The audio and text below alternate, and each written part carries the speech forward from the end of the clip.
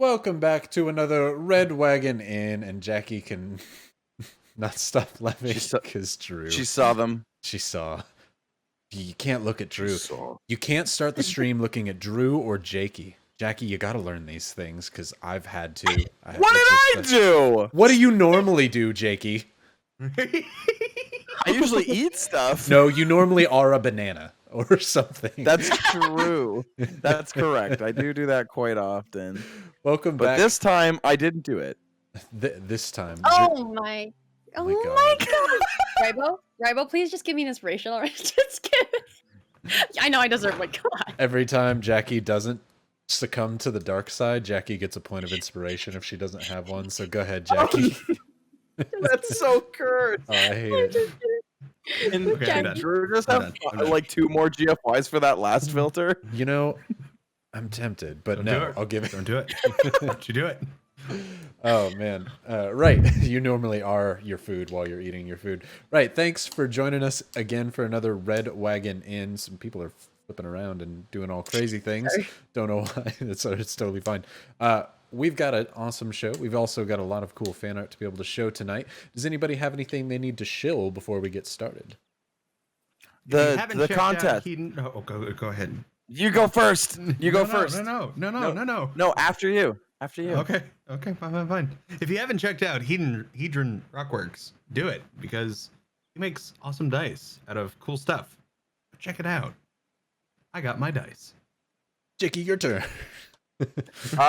There's a Red Wagon Inn art contest going on right now. If you want to win a cool How hoodie, that's the way you can do it. You can be the first one to own it for free. All you gotta do is draw, and you post on either Twitter or Instagram using the hashtag Red Wagon Inn and then RWI Art Contest. Use both tags, please, because that is what I am going to look at for art and submissions. We've got such cool stuff that I've seen already for fan art and whatnot. And you can post old fan art. Just share it online so that I can see it. Beautiful. And final thing, which is the video I got to review today. If you haven't got to see the Pixels dice yet that do all the RGB light up stuff, make sure that you check that out because it got funded $1 million in under 3 hours. It got funded its full 200,000 in 6 minutes. And Jean Simonet, which I called him Jean for the longest time, and he's so nice he didn't correct me. He's French. It's definitely Jean.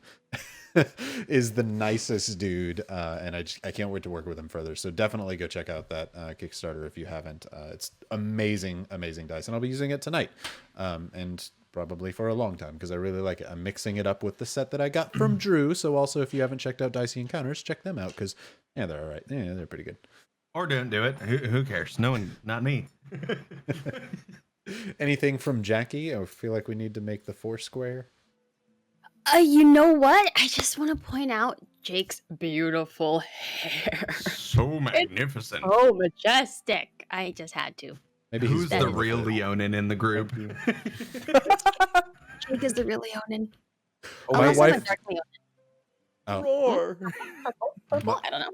My wife will not let go that you are allergic to cats, Jackie, and you're playing Zinnia. How? I know this. That's hilarious. How dare she? She's like, every time I see her now, I'm like, she and her character would not be friends. They couldn't even be in the same room. My wife, you are not wrong. You're not wrong. You're not wrong. You're not wrong. Right. Oh my god. I didn't even think about that, but don't tell chat. They don't listen. They don't pay attention. It's not a big Yeah, could deal. you guys have plugged your ears retroactively the past 3 minutes and don't listen? Thank you.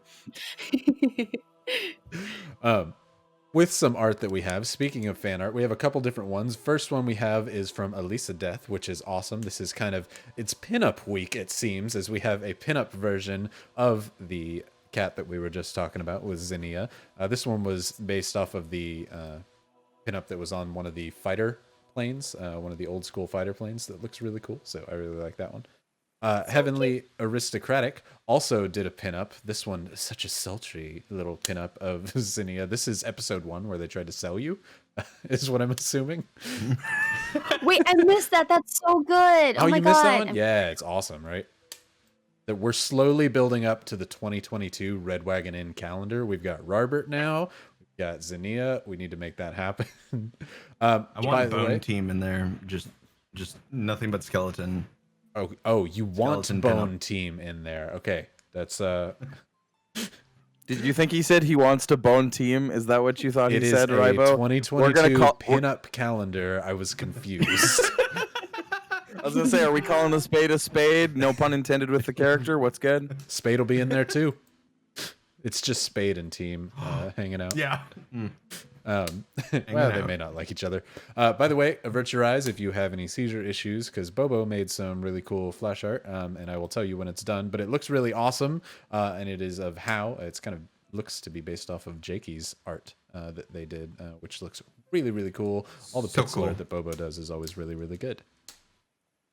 Okay, that Love is it. gone now for those of you who would die having looked at it.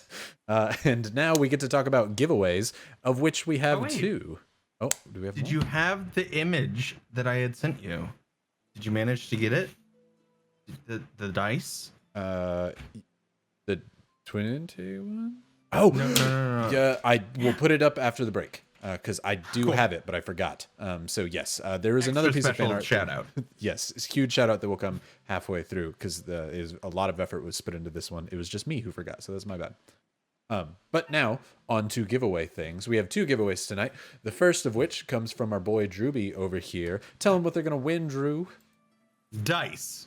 Good. If you expected anything else from me, don't know why. You're going to win these 2 dice, which are throwbacks to the Critical Convergence campaign where Twintig was given Scott Marshall Flannel Hammer's flannel shirt.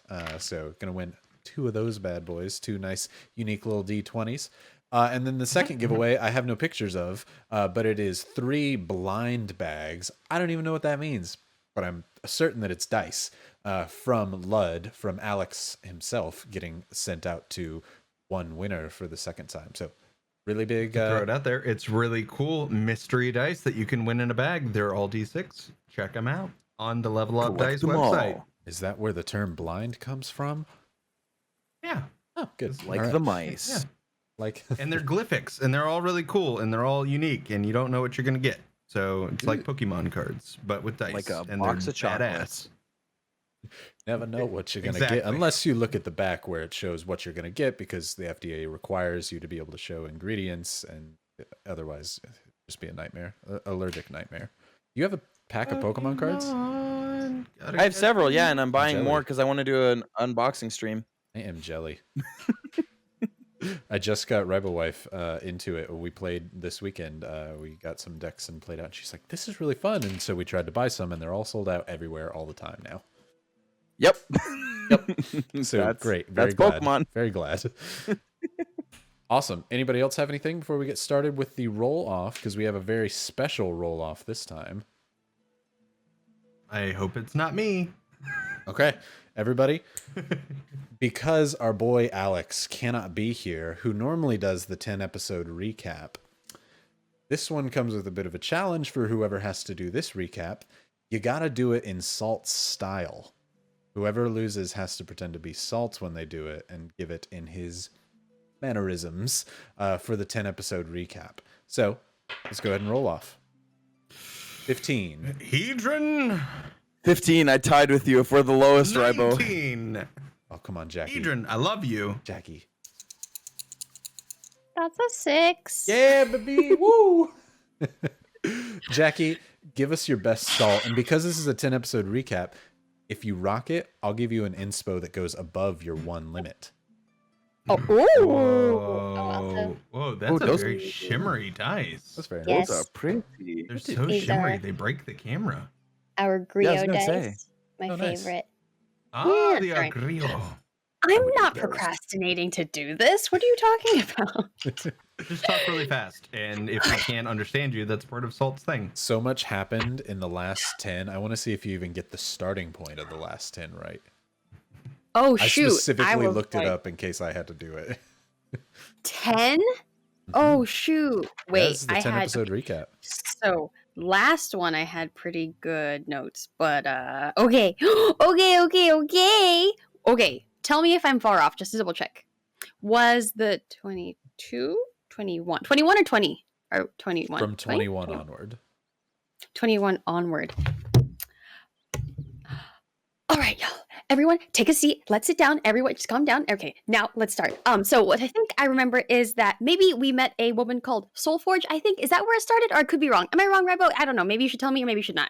We're kind of stuck here. This is where we're going. Okay, so and then next thing I have is that Ashburn kind of melted somehow. And then there was a centaur lady called Aldani. But yeah, and you know what? For the first time, I decided to tell the truth to Aldani instead of lying for once. And that was like kind of weird of me, but you know, there was kind of a reason why I told the truth for some reason instead. And so moving on, something about a cliff, and then there was nope,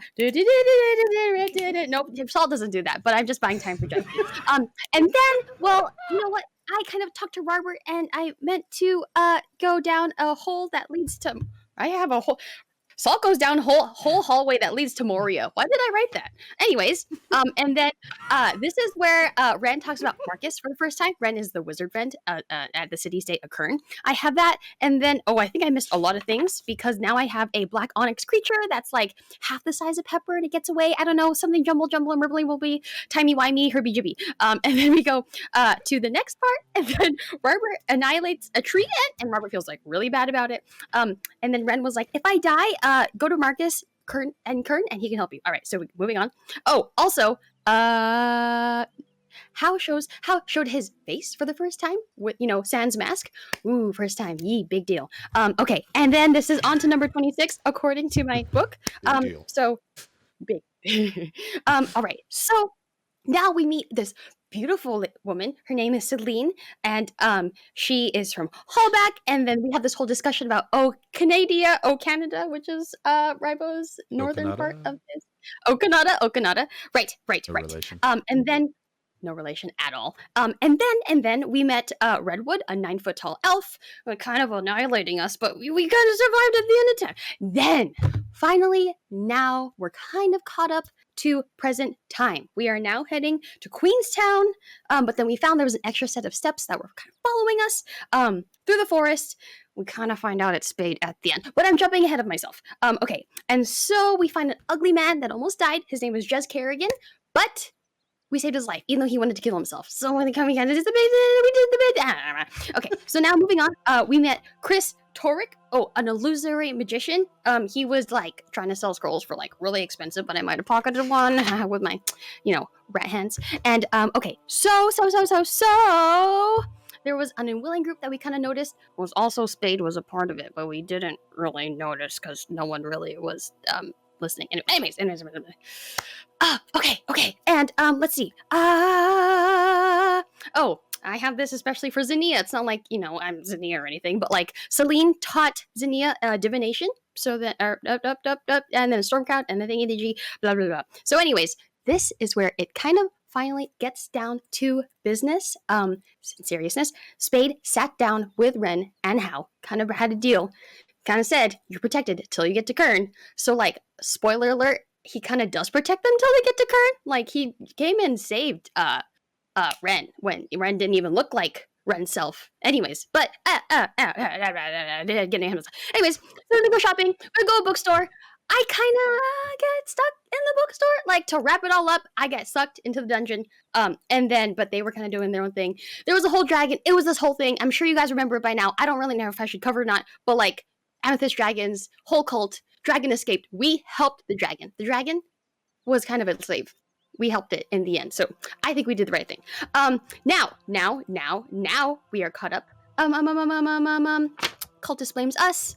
But then we kind of have to stay in town. And then big reveal. I'm kind of summing a lot of things. I feel like I've been talking for a long time. But Robert finally reveals himself as Pericles Rarster Kent Dragon. I don't know if I was there to say that though, but like I have it written down in my notebook, but he wasn't really saying it to me, so. If that wasn't the most salt thing I've ever seen, like Jakey. That was good. Oh, absolute killer salt impression. I do have to pause you though.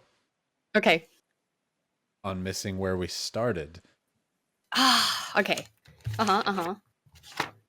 Tell me, what was the major event that happened 10 episodes ago?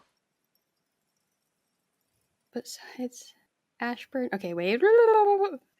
it just clicked what it was because I was like, what would it be? And then I was like, oh yes, that you know what that checks. Can you say Oh, it in is what it- voice it checks in, Jakey? Oh, is that Gideon? Yeah, it checks. You know, when you do really good in a show, sometimes people say you brought the house down. Yeah, that's what I figured. I totally have Ashburn as melted, but I totally did not write all the bad shit that happened with Ashburn But melting. like, whoever melted with it and yada dropped on the house. No, I'm still giving you the point of inspiration, but it had to be mentioned that Gideon and Bone Lizard did happen to pass on their I might Gideon have- and Bone Lizard sounds like an indie movie. It does. Thank Gideon you. and the Bone Lizard. Thank you. You know what? I think Well done. that trauma is just so terrorizing. I just did not want to remember it. So you know what? Thank you for reminding me that my two best friends died. Hey, Ooh. anytime. Don't even worry about it. Happy to help. Castigon, is that you? Happy to help. Happy Oh, to make this man. work for you, Jackie. I do it for you. Right. Thank you. Well done. You have a bonus inspo. Keep that as whenever you really, really need to use it. Very, very well done. That was rad. Yeah, that was way better than I would have possibly done with Salt. So congratulations. Amazing Valley Girl impression was what I was following along with there. Oh, right. Does anybody have anything else before we get rolling? Nope. Beautiful. Let's Just get rolling. excited to be then. here playing D&D with you beautiful people. You know what? You too. Boing flip. Right back at you. Right. Grab I'm a drink. still not used to you saying that. It's I'm rubber, you're glue. No you. Reverse card. Trap card. Uno. I have to say them all because then Jakey can't do any of them. Right. Grab a drink, pull up a chair, come hang out with us at the Red Wagon Inn. And as you mentioned, last we left, you were leaving Queenstown on your way, heading to Kern. Ren recently blew up a fireball in an alley. Not a big deal. Spade saved him. But y'all are currently right on the beach. You were going to sleep as it is snowing now. You're on the coast of the Royal Bay. You decided not to head east. That was just going to waste too much time. You're going to head north through the bay, or riding right alongside the bay, because you know where some of the dangers are around there. Correct? Yeah, and also totally to not throw it out there. Bren totally knows where we're going at the moment. Yes, he Totally, does. 100%. 100% Yep. knows where you're going. 110. I think we left off last time with everyone going to sleep. If we didn't, that's where we're starting off this time. So, what is the sleeping order? Where- Is there anybody on watch? I'll do first one. It's so. Do you do watches like 2-hour kind of cycles, or like because how can take 4 hours sleep for 4, and then if you guys want to alternate too, so it could be you guys and or like I don't you decide guys watches. and then me That's till morning. characters would decide. No, I'm sorry. I'm just asking in general. Okay. I guess like for time frame. Mhm. But because y'all sleep 8 hours and I sleep 4. Oh, Would you guys prefer to like early morning, or I can get up earlier, or I can sleep till morning? It's whatever you guys prefer. I can stay up right now, protect us all. All right. I'll wake up early. That's fine. I'll be the last to take watch. Okay. So Ren, wake up. Or Zinnia, do you want to sleep in then? Because I think if we do, Ren wakes me up, I wake Robert up. Does that sound good? Or Zinnia, do you want to watch? I mean, whatever helps out everybody else. If someone, I can't. I'm not thinking. I think I'm still getting my mind space back to Zinnia, not Salt. What is Yeah. better for everyone? Whatever helps everyone else out. Word. Me as well. So that's fine. Why Okay. don't- So Ren why is don't going to we go do first. Zinnia- Mhm. Followed by, give me some orders here. Robert's going to go last. Why don't we do Celine in the morning with Robert, Zinnia, and Ren, and then I'll just take midnight Sounds good. because I can see way better than you guys can in the dark. We'll split it into 3 then. Everybody go ahead and roll me a perception check for when you are on your watch. Hey, Hey. Can cleric/warlock use guidance on themselves because we know we're doing it? Yeah, you're sitting there actively watching things. 15 Cool. plus 4, so 19. 19. 19. Look at us, 19. 14 plus 3, that's 17, and then plus 2, so 19. And I don't know Look if at my us, bigger dark 19s. vision affects anything. Beautiful. Also, Verity's also throwing out a recap down at the bottom. So if you want a full kind of really good recap, Verity always does good ones of those. So thanks to Verity. So as you go to sleep, Ren and Zinnia, you choose to sit up for just a moment, allowing your companions to get the first bit of rest. You all chose not to have a fire. That way you're less able to be spotted on this bay line here, as Hal, sleeps just like that every night. Classic Hal. As you're all kind of hunkered up on this kind of dirty, sandy shore next to the bay. It is quite a large bay, and so there's a huge distance to be seen out. The stars above only shine light on what is the thin bit of mist and fog that seems to stick itself to the bay at night here when it is snowing. The branches are dead, so you're able to see into the forest quite easily. And because Zinnia and Ren, you rolled the same perception as you all are sleeping, you're kind of just hunkered down together. And if I remember right, Robert and Hao are sharing currently a sleeping blanket because there's just not enough, and there was no general preparation made for these things. So Robert and Hao are kind of hunkered there, and between Robert's snores and Hao's general jab into Robert's side to get him to stop every now and again, you're used to hearing some sounds in the forest, but then eventually you hear what sounds to be like a deep and heavy falling, like a tree being felled in the distance a couple 100 feet off inward the forest from where you're at.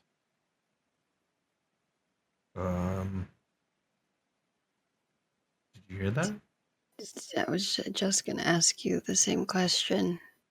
You hear I think I'm it's not- just like a tree falling in the woods, but we were here to hear it. Yeah. Do I?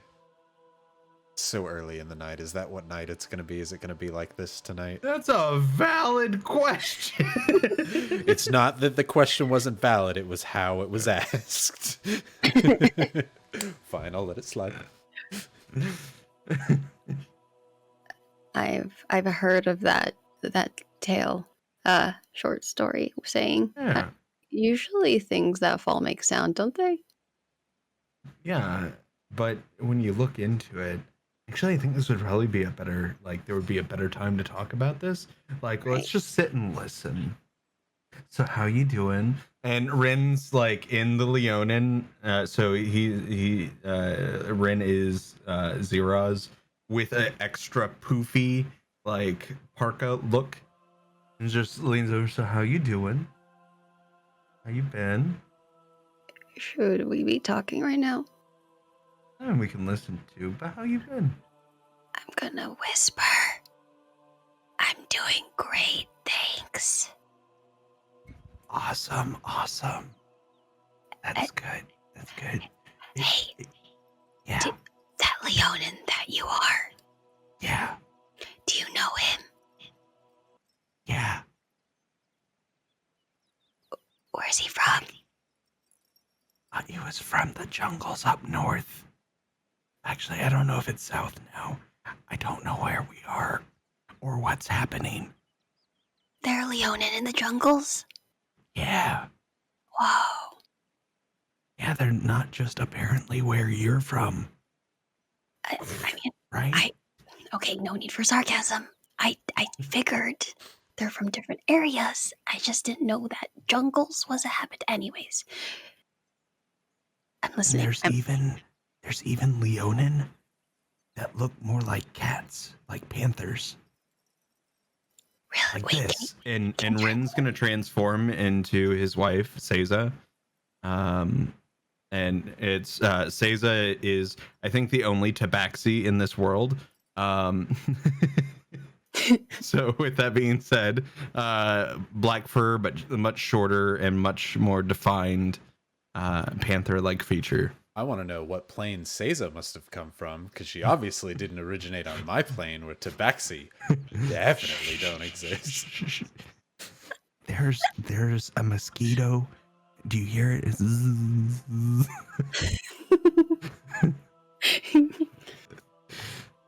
But yeah.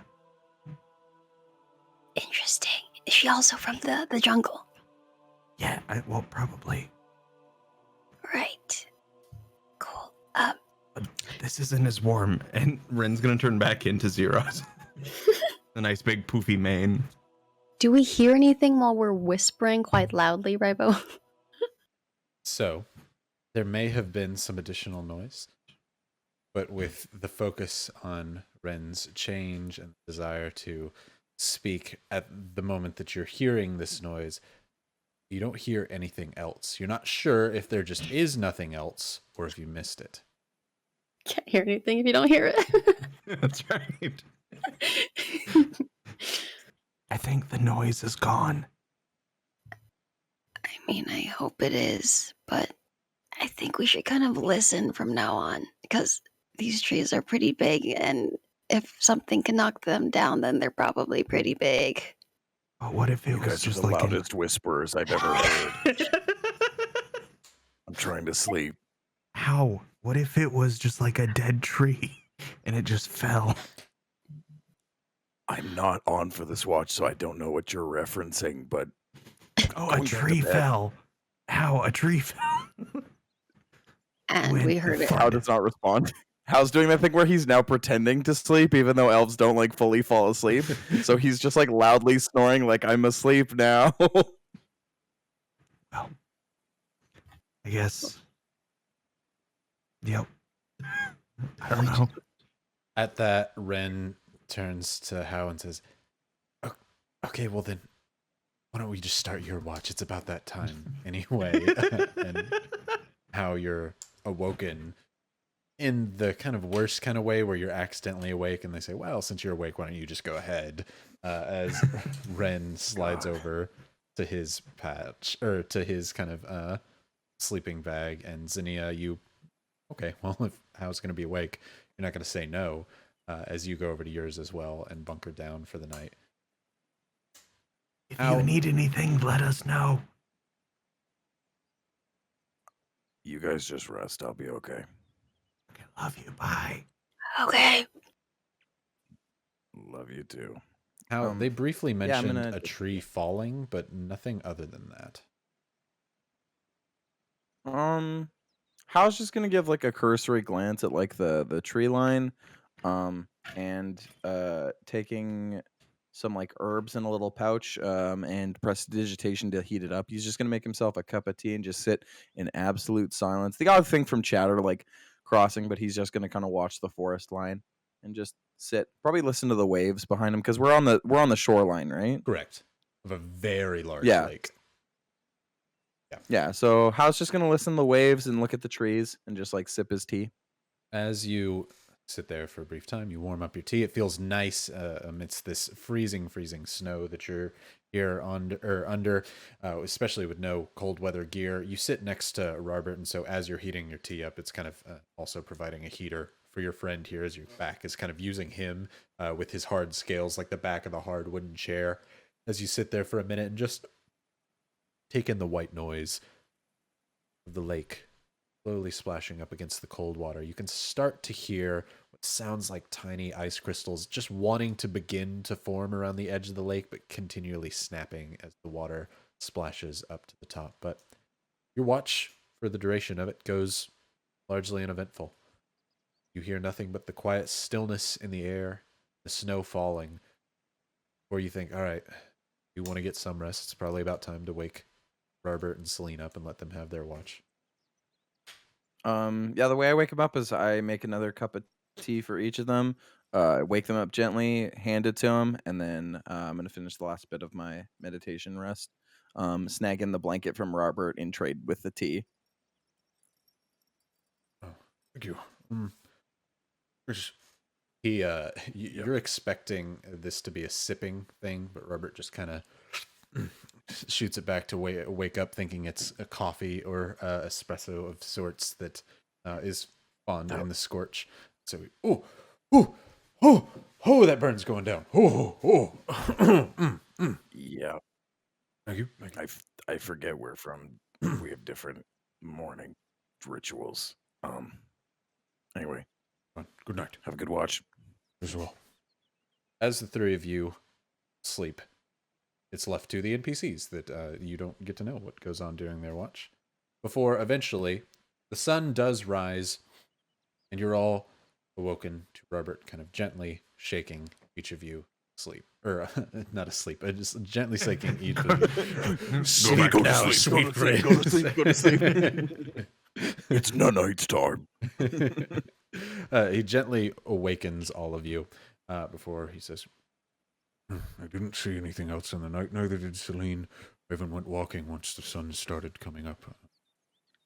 Saw nothing watching us, so we should be fine to recon watch. Sounds Do you good. think there's a lake monster? We do now. Why would you start the day asking something like that? Right? I didn't want to think about that at all. I mean, we're gonna I be haven't even had traveling by breakfast. this lake. It's worth a thought. What? No. I did not think there was I a lake don't want to monster. think about what might kill me in the water. I really don't. I know water itself can kill me, and icy water can kill me faster. If there's something that can live in icy water, it can kill me faster than both of those combined, and I do not want to find out what it is. Get on the back So of are the you horse. afraid of penguins? No, they're just annoying. That's how But they live in icy water. hops up on a horse and is like, get on your horse. I hop on the horse with How because my horse is the magical exploding horse back in Queenstown. Oh yeah, that's correct. So yes, you join back up with everyone. Is everybody ready to keep heading along? And I think the plan was to just hug the shoreline, correct? Mhm. Okay, great. Sounds good. You travel throughout the day. You know you have about 2 days worth of hugging the shoreline to go. And at some point, there is a small lodge marked on the map. You're not entirely sure what it means, but there's a building drawn on there. For better or worse, that could be a good indicator for how far you've gone along this shoreline. Ren, you're leading everyone. Go ahead and roll me a survival. At advantage, because you're just following the shoreline. I'm also going to use guidance.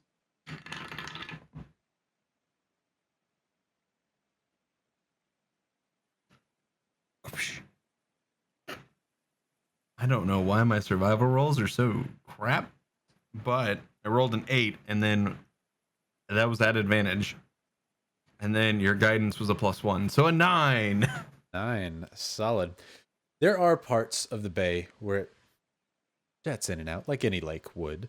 However, the further north you go in this winter time, the more snow there is. And as you've been traveling, it seems that part of the lake seems to have been freezing up here. The difference between land beneath your feet and lake beneath your feet slowly begins to blur.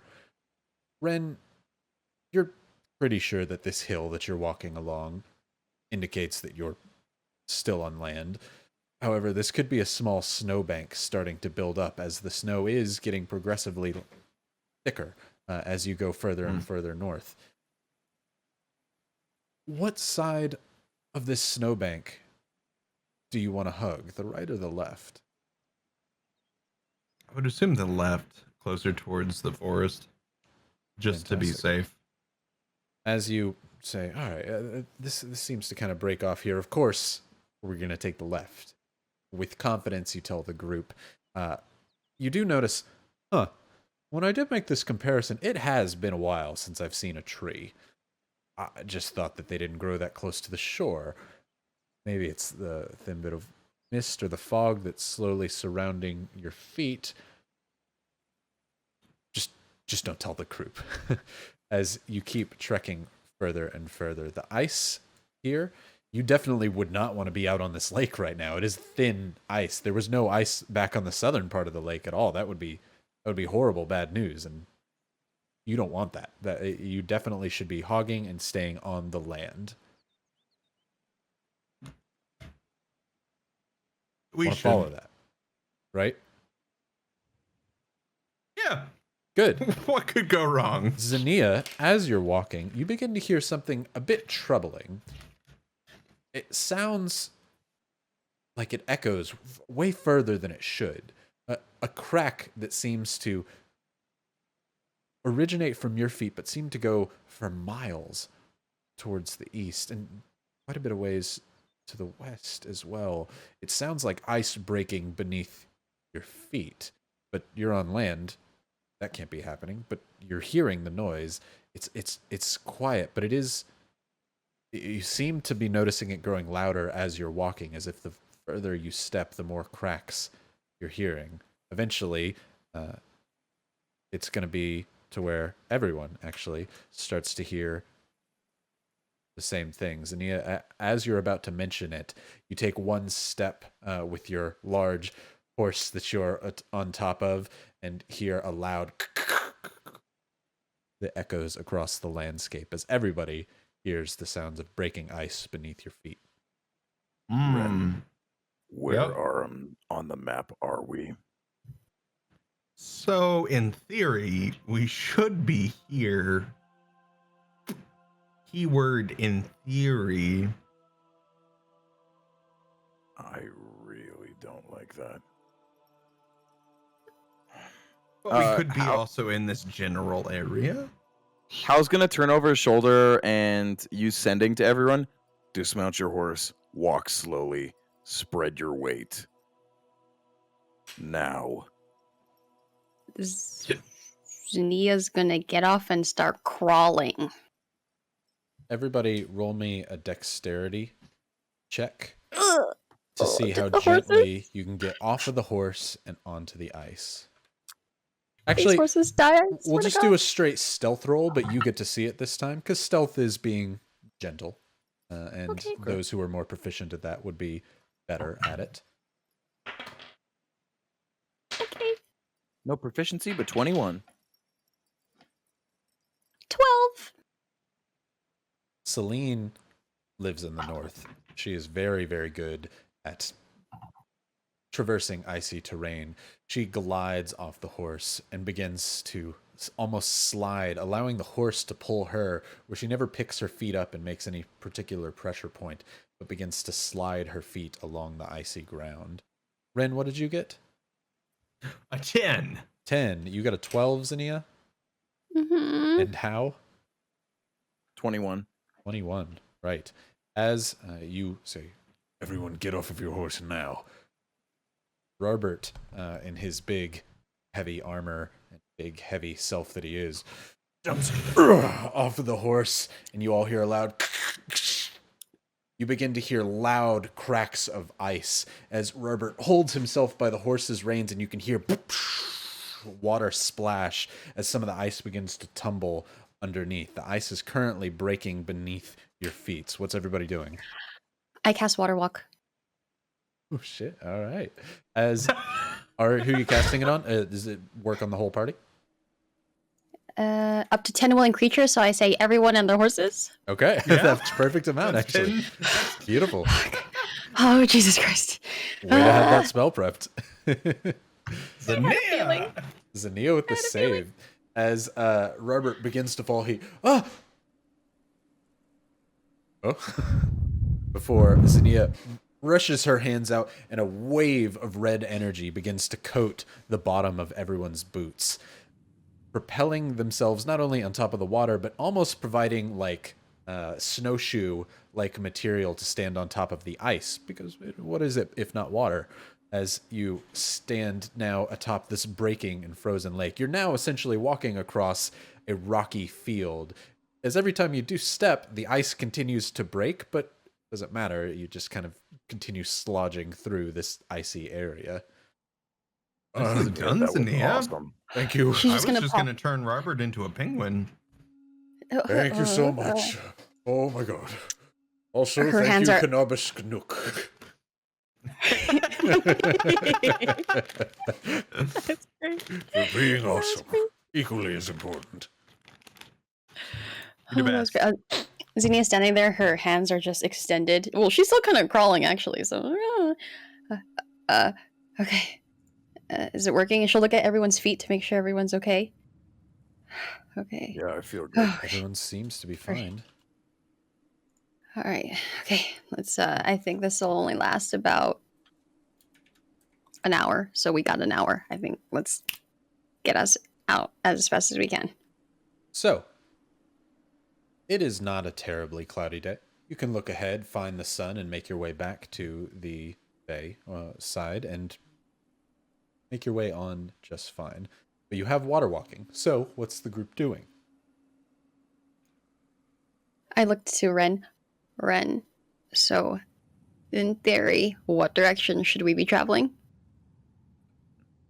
Let me look at my map one more time. God. Go ahead and roll your survival. You have no nearby landmarks, so no advantage. I'm gonna But cast you can guidance. guide. Yeah, exactly. Mm-hmm. Don't me. Mm-hmm. Mm-hmm. Don't do it. It's an 18 plus 2. Ooh, Whew. I was Thank God. expecting 3. Mhm. 20. Yep. As the slow That's fog. because I didn't roll my dice. Well, of course, yeah. By dicey encounters today, the slow fog and mist that seems to cling to the top of the lake has dissipated the further you've gotten north to where it has all become ice.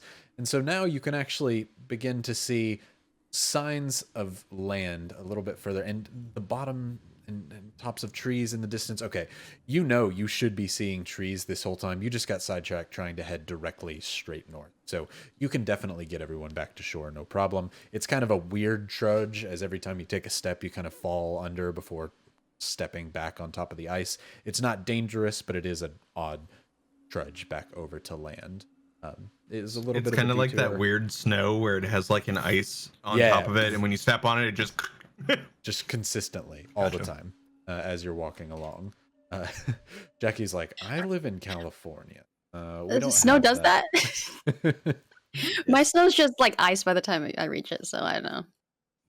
Jakey, what do you know about snow? We're near Okanada. This has nothing to do with you. I know that I hate it. But here's the thing, I hate bugs more, so I'll deal with the snow Fair to make enough. sure the bugs are dead most of the year. As you traverse your ways back towards the land, it doesn't take you very long to get back there before heading northwards, continuing for the rest of the day. Everybody roll me a perception, just in general, as you're walking along. See if you spot anything. I got a 17, but I forgot it's daytime. Non-natural still 20. Ooh. 19. Or wait, I think my wisdom actually might be lower than that. Oh no, yeah, 19. 20, 19. 19. Oh, solid rolls. Right. As you're walking along, it slowly gets to fade and become closer to nighttime. Sun is setting, it's starting to get dark. And you notice 2 lights. All of you actually have very high rolls, so all of you notice this as you're walking along, save for Robert and Celine, who are very in deep conversation, both praising Zinnia for having saved them from the cold drink. She says, I didn't know that she could personally do that. And Celine's like, she's very good at what she does, right? As they just keep praising Zinnia, making Zinnia be quite uncomfortable as they walk along here. But you notice 2 lights.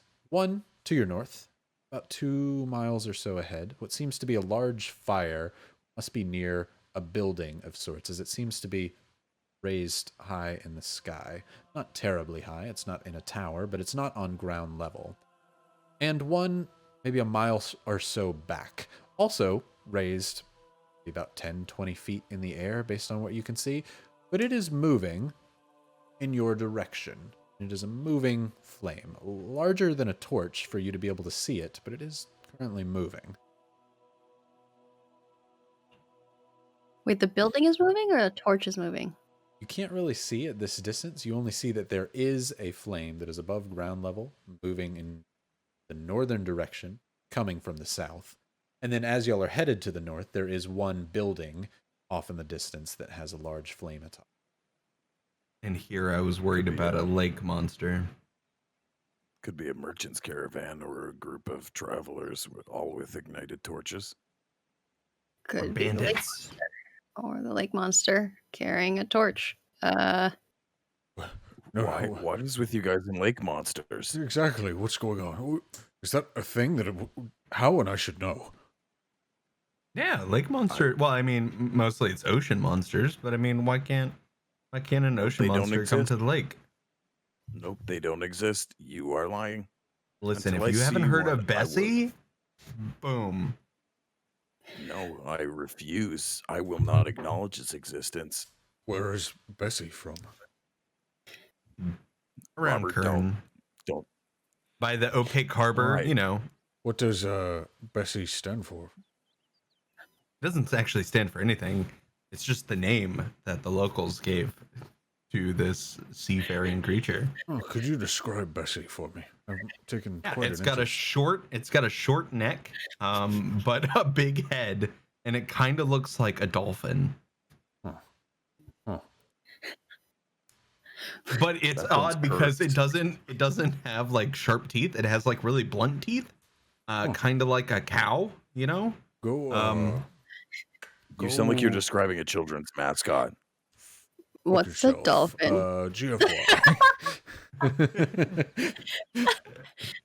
You asked me to describe it, Robert. Because you know why I had to get you to describe Is Bessie a manatee? Pretty much. it. Awesome.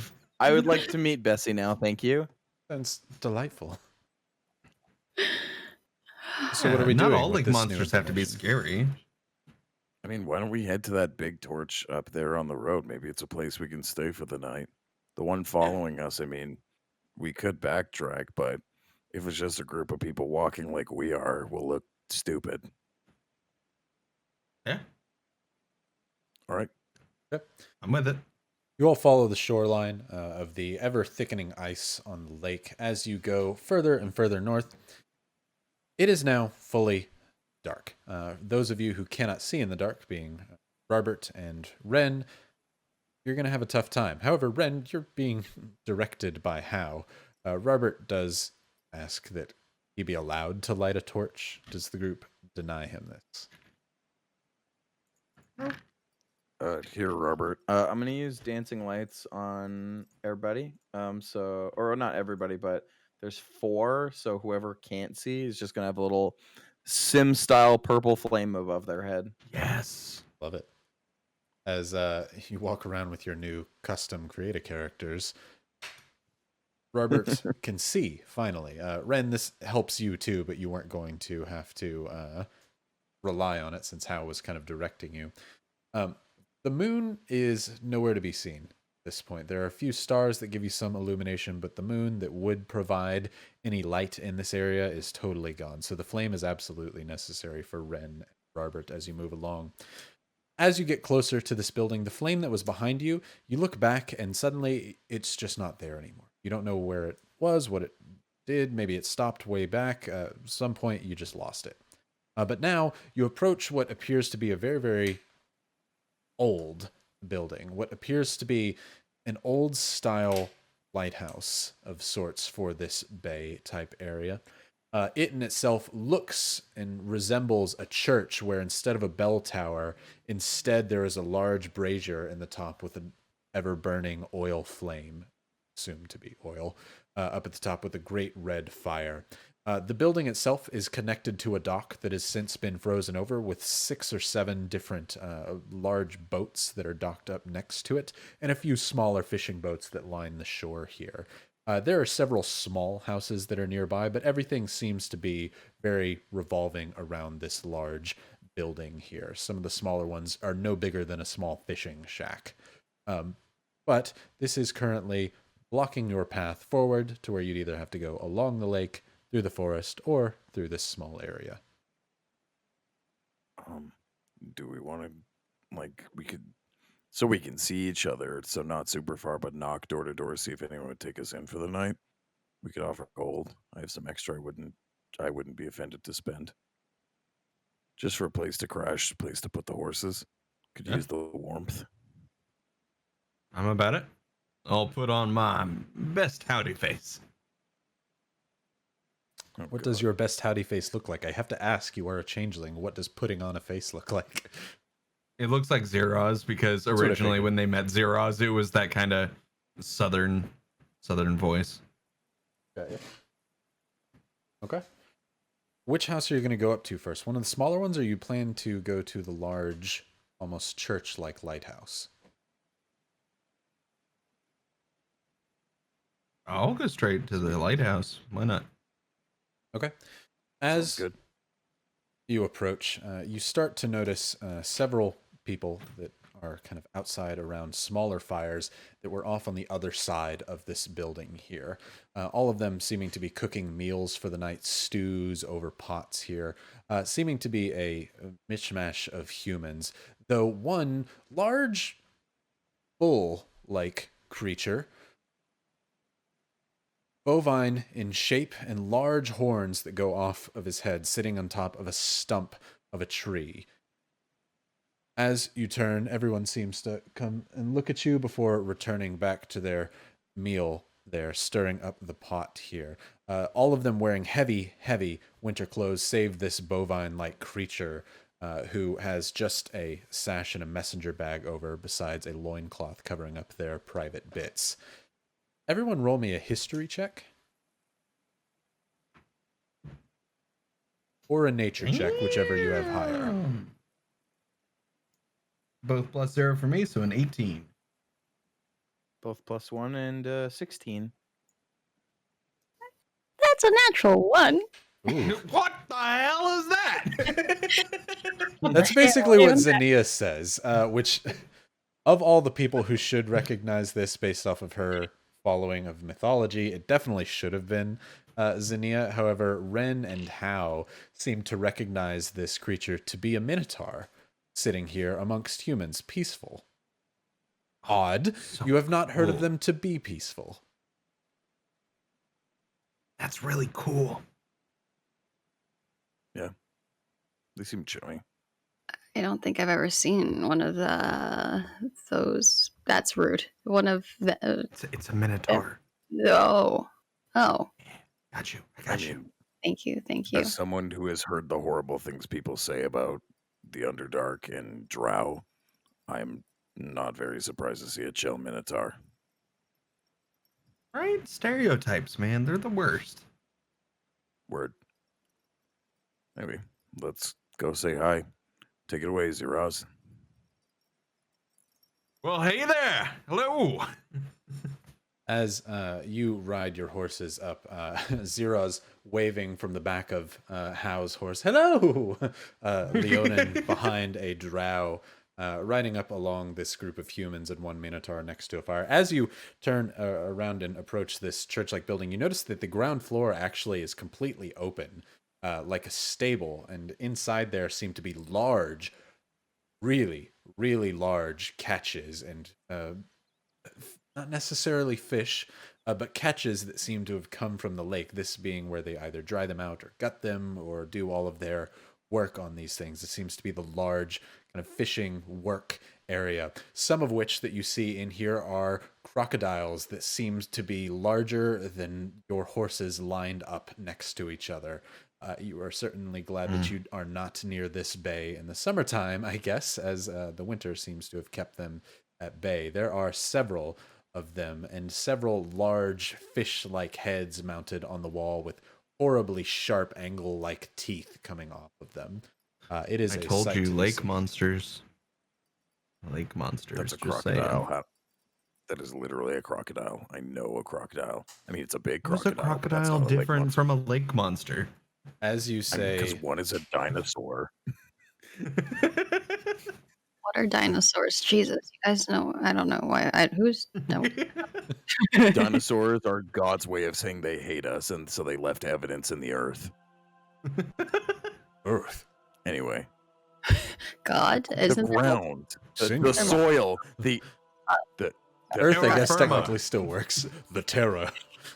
The Gaia. Right. Anyway, As you notice this, Howdy over there. yeah, howdy.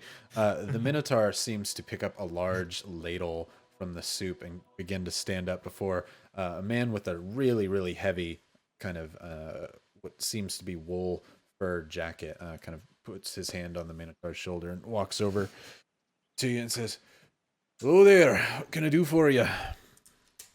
Well, we just passing through, trying to get over to Kern. I was wondering if you had, we also have money we can pay, but we were wondering if we could, perchance find somewhere to sleep for the night.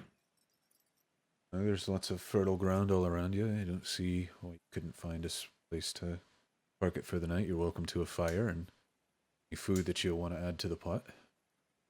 Absolutely. I make myself a mean chowder if I do say so myself. Feels like all we have these days is chowder. Got any herbs on you? Yeah. Ren would have some, like, cooking herbs. Right. Missed our last shipment. Could use some of that. Come on, you're welcome to sit around the fire with us for the night. Awesome. My name's Zeroz. This is Zinnia, Hal, Robert, Celine. What's everybody? Lace. Nice to meet all of you. My associate Gawain. This is my family here. Welcome to stay as long as you need. Free land, as far as concerned. You didn't happen to see any other travelers on the southern road, did you? Not on our way up, nope. We did hear there was a tree that fell back there, but no travelers. Trees fall in the forest all the time. That's what I was saying. We saw a large light just back on the road, but the light's gone, so they must have turned off on the path. What color was this light? Was it a flame? Yes. That'd be one of the ogres running by. You're lucky they didn't see you. Good to know. Well,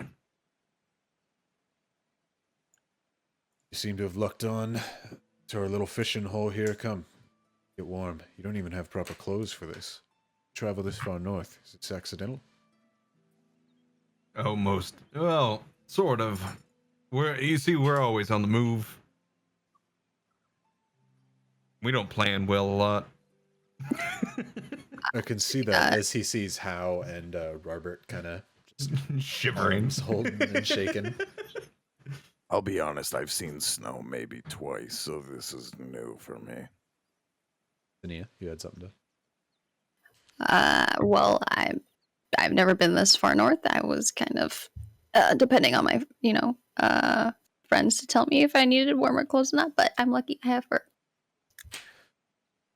Sit down. I'll be back.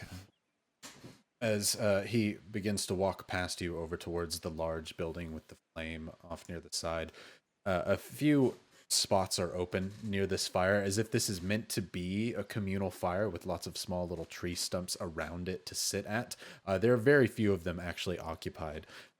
What he called his family, there's a young boy here with what must be his sister, maybe 9-10 years old, the both of them, and the man's obvious either wife or sister is here as well, all dressed in very, very thick wolf-like fur gear that's scattered inside out with the fur towards them to help keep the heat in as they're next to the flame, as well as the large minotaur-like creature who's stirring the soup in the pot. They all kind of nod their head to you. Good. You're with me. I feel like people here haven't really had a dessert. And Hal's gonna pull out his apples and stuff that he likes, and Hal's gonna start making an apple pie by the fire. Those ones that you just like press, and he's gonna make a couple so everyone can have that as a little snacky snack. Oh, gonna make a nice little sweet. Yeah, and I'm gonna press to digitate it so it's extra good and extra tasty as well. In case like Hal's cooking fails him, he's still gonna make it taste like it's good. How you go over and sit next to the fire enough to where you can cook these apples up and basically begin crushing them with magic and putting them in some of the small bowls that are nearby the fire. Everyone kind of is sipping on some very obvious unflavored, just white, like clam chowder over here. Even from the smell of it, there's nothing to be had for this stuff here. Before how you begin squishing the apples and drizzling with prestidigitation essential caramel and crumbs of brown sugar over the top, creating these pseudo apple cake pie like things. How many apples do you got? We were at the tree, but I'm just gonna assume most of Hal's rations are fruit. Okay. Because that's like Hal's main Fine with that. shtick. I have 10 rations, so I don't know how many apples a ration would be. Because like, is a ration for a full day or is it per a day, meal? yeah. It is a day. Okay, so like, I'm gonna use like I feel like 2 days worth of apples for like us would be enough for kind of everybody. So You essentially that's what pull out a Hal- small, like 5-pound bag of apples that you keep inside, Mhm. just as something that you constantly munch on. And as you keep kind of squishing and making these pseudo apple cobbler hand pie type things, is very Word. McDonald's-y, but better. Though my grandmother would have rolled in her grave, she loved those things. That was what she wanted for her birthday every time. So you begin Awesome. passing these out to everybody. As Ren, you're also planning to add herbs to the chowder, correct? Okay. Helps if I'm not muted. I'm gonna add herbs, and I'm also gonna add in, against my better judgment, I want to make it taste like badger, but I make it taste like ham. Badger ham or ham? Just ham. Okay, good. Badger ham sounds cursed, dude. Yeah. Yeah. Yeah, it's just the back hocks of the badger. You know, that's that good meat. As you go into the pot, you begin throwing bits of rosemary that you found along your journey here, throwing off sprigs in there. And when you do so, you kind of do the same thing. You put a little sugar in there, kind of make it taste a little honey-baked ham-y. This has turned very much from like a clam chowder into more of like a potato soup flavor as you begin helping you take people's bowl back. The woman there is a bit hesitant to allow you to take their bowls before Al comes over and with a very obviously sweet aroma thing begins to pass out treats to the kids and then to the woman. Just kind of gives a nod as she hands you the bowl and you hand her these piping hot apple fritter type things. And do you give one to the Minotaur as well? Yeah, the way How does it is he's gonna like seeing that like there's kids around and like everything's been kind of dreary. Using prestidigitation and mage hand, I'm gonna make it look like the bowls are walking and stuff. I'm just gonna like and like little sparkles and things come from it, just so it's like a little bit of wonder for him. So like the bowls like get like through like just illusory magic because I think I have minor illusion as well. I have like a billion cantrips. Sure. Prestidigitation will work. I would love I do to have say minor I would illusion like too, to so I help. give the little bowls legs and stuff, and so that they like whistle as if they're like it's a full trek to get to the like where the kids are and stuff. Basically, very much. I would love to help like we did at the kitchen back in Ashburn with like the foods moving around and making their own stuff. I would love to help Hal with that and use my minor illusion and prestidigitation as well. Beautiful. As the two of you are literally BR guesting their campsite here, the children look around very excited at the magic going around them. The Minotaur seems to be holding his ladle up almost like a weapon, like kind of scared at what's going on around you. A little bit of soup drips off. Robert tries to be helpful as well with all of your magic, but can't do that. And so he grabs one plate off of the ground and just takes a bit of his cloak and just starts trying to polish it off best he can and pours some water on his cloak and tries his best before you yank it out of his hand and magic it clean instantly. The kids both are having these new apple-like pie things here. The woman and the Minotaur also scarfing them down. The kids are absolutely loving this here. The laughter of children around you is very, very welcome after the past few days all of you have had. Before you hear loud, snowy footsteps behind you coming from the fisherman's wharf from nearby, as you see the man that disappeared off for a little bit now has a large bundle in his hand as he walks towards all of you. He says, "And have you getting sick out here?" As he throws a jacket to Zinnia, to Howe, and to Robert. And it's basically a wolf skin vest that has fur that's meant to go inwards to help keep you warm out here in the snowy north. Thank you. Wow, these are nice. They'll do. We got plenty of wolf fur around here, and so at least I could do. So what you did for my family, I was just going to check the lines, but appreciate it. Well, it's a good thing that there's extra, and I'm gonna give him one of the cobbler and things. And seeing like he and his wife, Hal's gonna like kind of like pull him aside and just talk to him and be like, also like, you can leave us with like the Minotaur and stuff, like eyes reach or something, but I do have like a bottle of wine if you want a night to just sit with your wife. You look like you've had a week or a month. Go ahead and roll a persuasion. I'm also at the same time. I can't really like assist myself. My persuasion, by the way, was 14 plus 7, so 24. I'm gonna use encode thoughts so that he can hear my literal like a strand of thought, so that like I'm basically saying like I'm on the level. In case like he's just like, you're a random stranger offering to babysit. But yeah, What was the number? 24. 24. He looks, and you can see, like, as he bites into the apple fritter, it's hot in his mouth, and he had nice, hot, sweet food in a while. So it's hot, and you can tell he's like, burning his mouth, but he keeps eating, doesn't stop. Before you kind of mentioned the, like, look, by the way, I've got wine. If you and your wife want to have just a night here, we're fine with the kids, and the it's not a big. No, it's I appreciate the offer. I'm here to actually protect him. He's a big softy. So he kind of points his thumb to the Minotaur.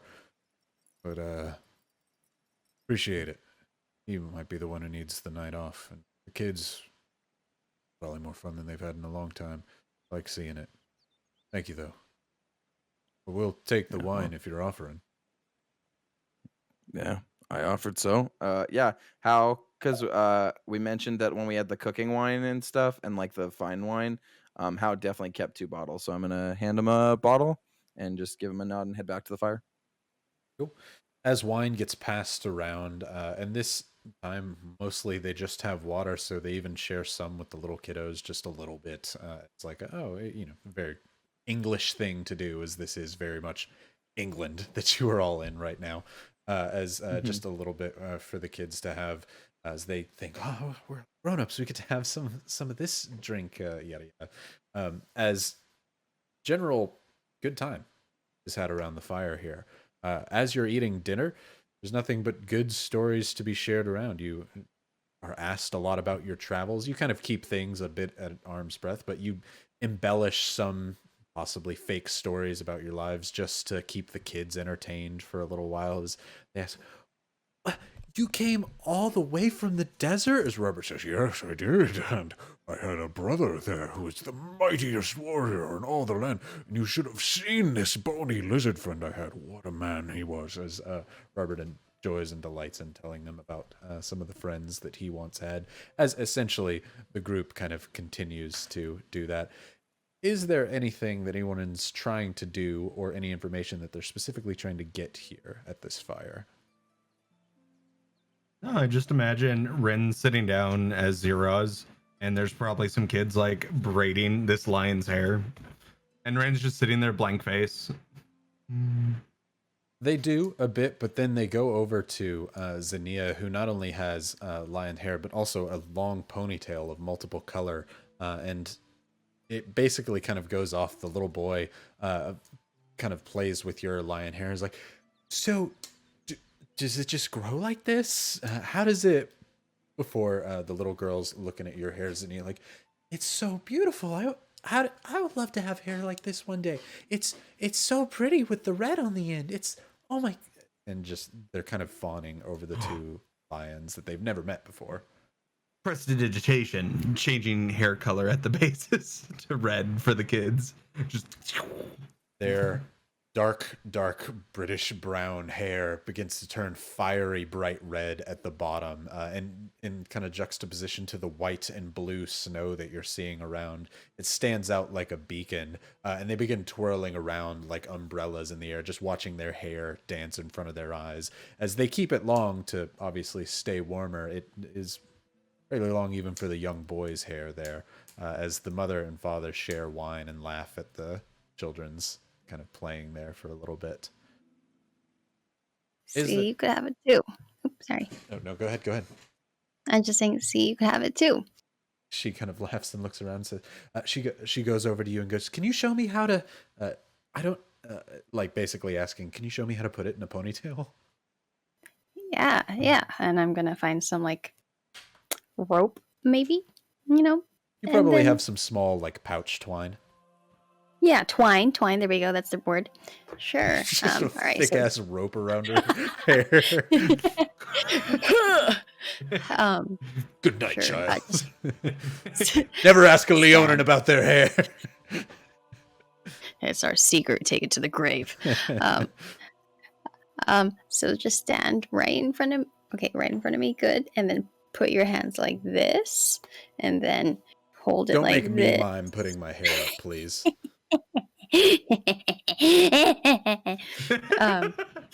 Like this? Zinnia, you're scaring that, the children with that laugh. Right, and then you just gather it all, and you take the twine and just pull it, and ta-da! It looks so good on me, does it not? It looks gorgeous. It's beautiful. As she fawns up and looks, oh my god! She runs over, Mom, take a look, and they kind of, wow, yes, that's very nice looking hair. As Right. she comes running back over to you, Zinni, and she said, thank you so much. She runs over and she grabs a small little carving of like a wooden whittle type carving out of a stick that is on the end of a stick. What looks like it was intended to maybe eventually be like a cane or a walking stick, but it's just the very beginnings of it. She comes over and says, thank you, and tries to give you this beginnings of a walking stick with a child's carving of a wolf's head on the end. Oh my god, are you sure? This is way too nice for me, I think. No, I know how to. My hair's red now. I know how to do. You've traded. We trade here. I'm happy to. Thank you. Okay, how can we trade names? I'm Zinnia. I'm whatever chat says my name is. Hello, whatever chat says your name is. I'm Zinnia. Chat, what's the little girl's name? Gary. Gary. It's me, Gary.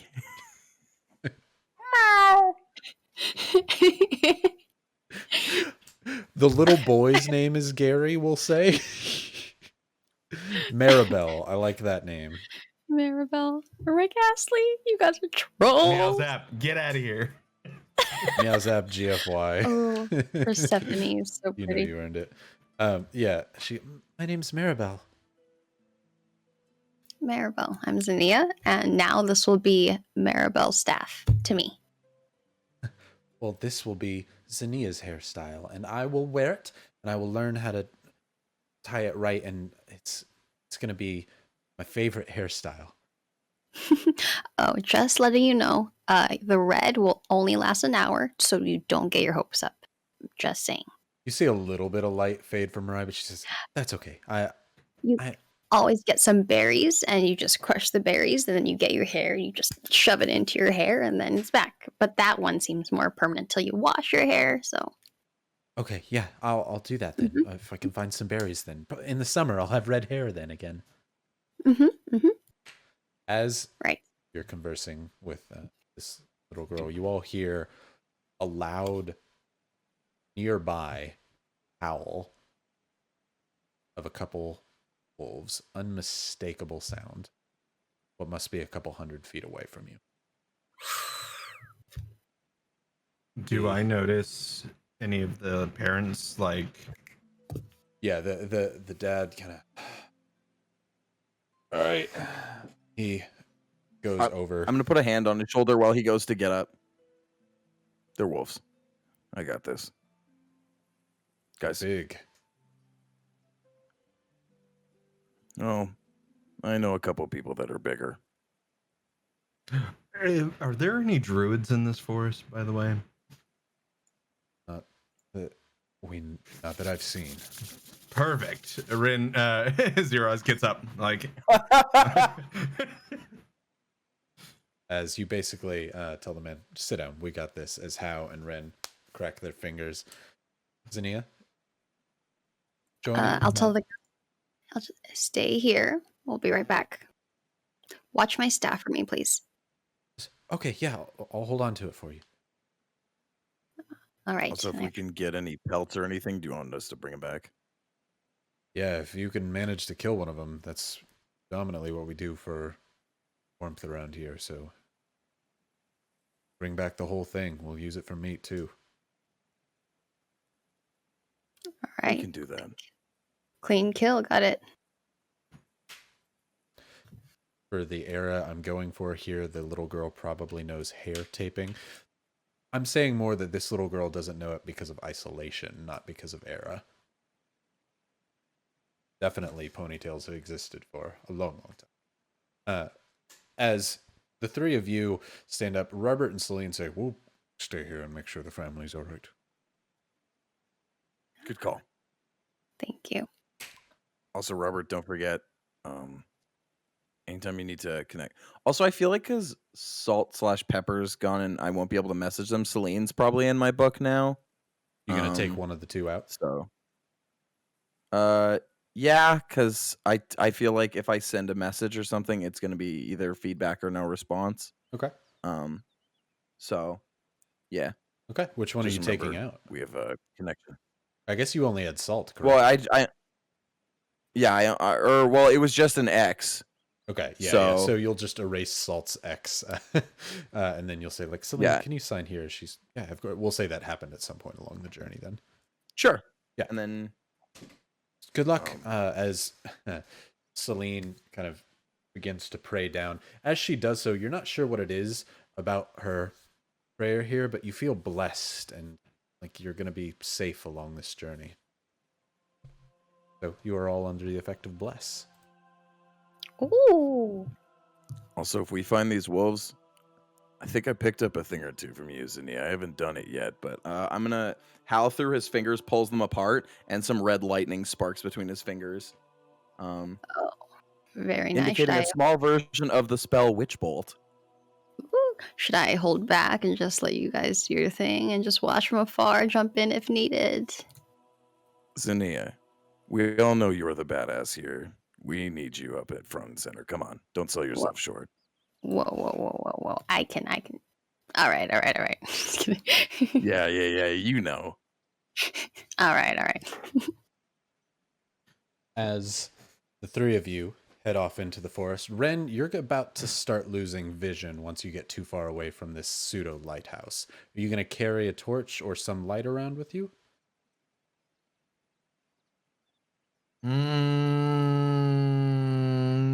Sure. Okay. I will have a torch As with some blue flame. you take a small stick nearby, light it up with blue magical fire, ignoring the regular fire. That way it doesn't actually burn the stick to where you don't have to really worry about it, just enough to keep things alight. As the three of you walk through the forest off towards where you heard the noises. It couldn't have been terribly far based off of how loud it was. And based off of the father's reaction, it also doesn't appear that this is an uncommon occurrence for them. As you travel western into the dense forest, go ahead and roll me a perception or survival, whichever you'd prefer. I think everyone is going to be perception. Definitely. That's- Or wait, it's evening, right? Like it's dim light. Oh, it is nighttime. It is like 10 or 11 Oh, okay, o'clock at thank night at goodness. this point, yeah. I have a +4 for both, so I'm gonna do either one because I don't care. That's gonna be 18. Oh, I'm gonna guidance as well if that's cool.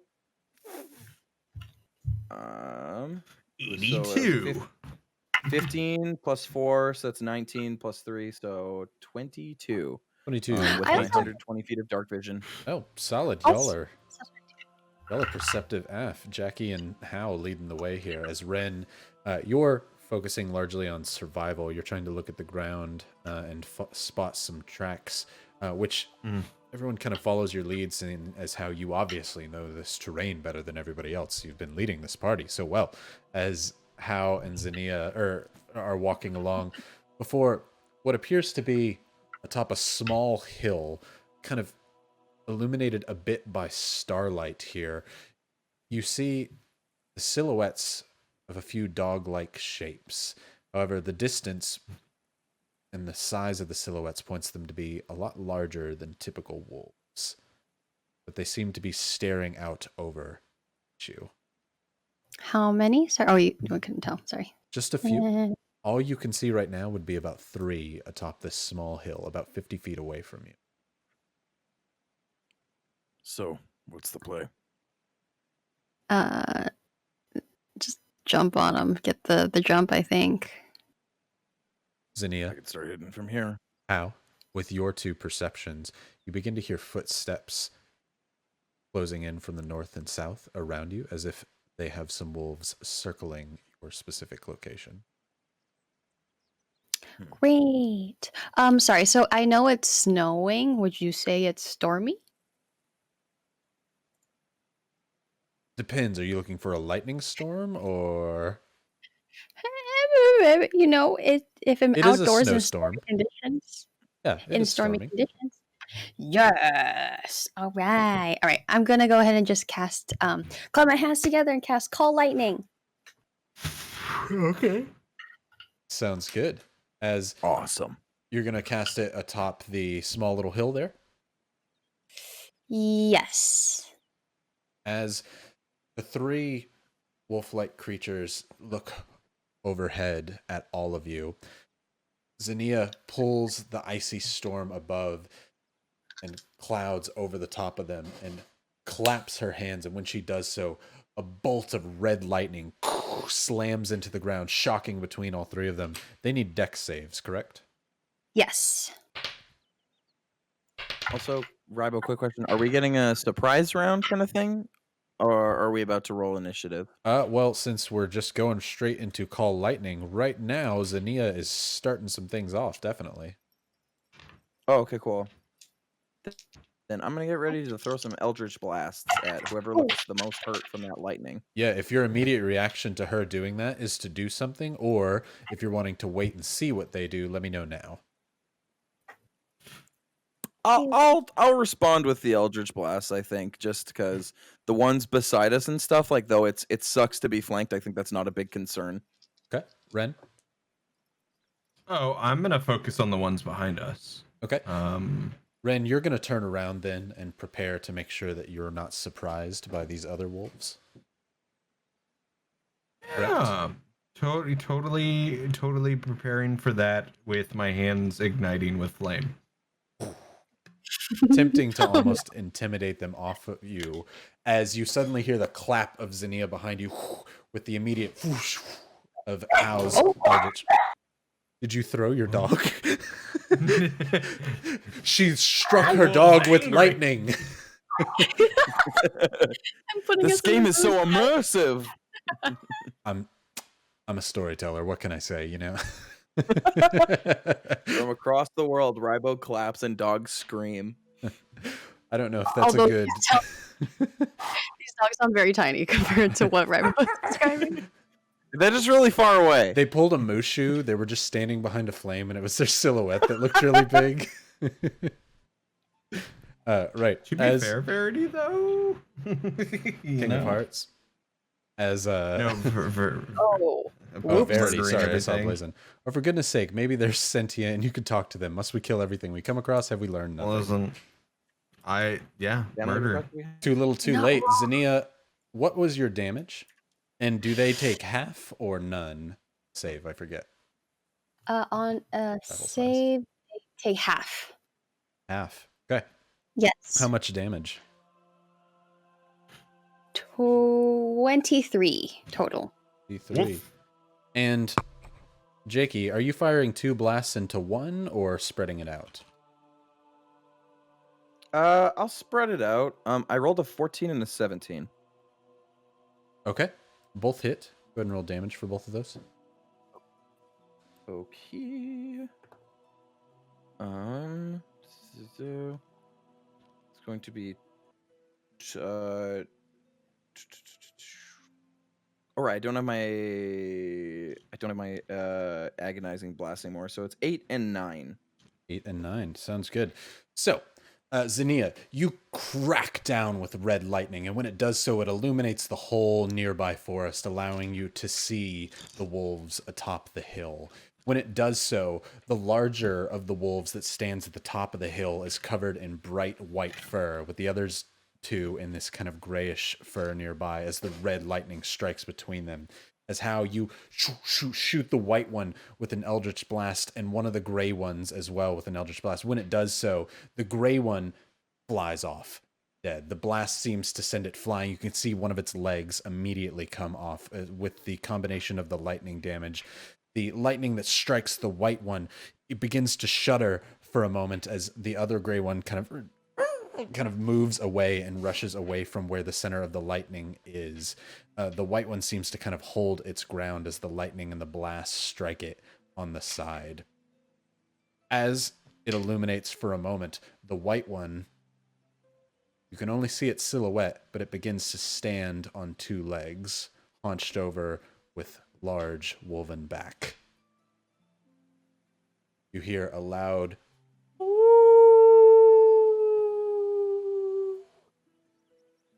before it turns Why? to walk away down the hill as the other gray wolf scampers away. Ren, roll a perception for me. Okay.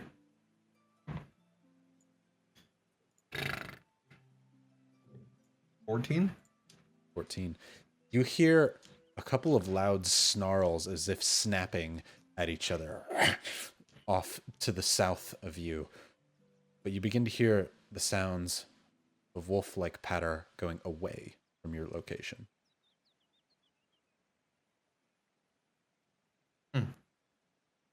It's neat. I think you pissed him off. Yeah, I pissed them off so bad. It got up on its 2 hind legs and walked away. I'm sorry, you did what? Sorry. Oh, I forget you were turning around watching our back. Yeah, it walked literally away. That's not normal wolf behavior. Is there something these people didn't tell us about these wolves? Should we probably have let them talk more about what the... Maybe. While this is happening, can I just... How far did the first wolf that died body go? It flew off on the other side of the hill. You'd have to climb the hill to go find it. Oh. Well. It's not a very tall hill. It's maybe about 15 feet up, and it's not like a cliff. It's just a hill.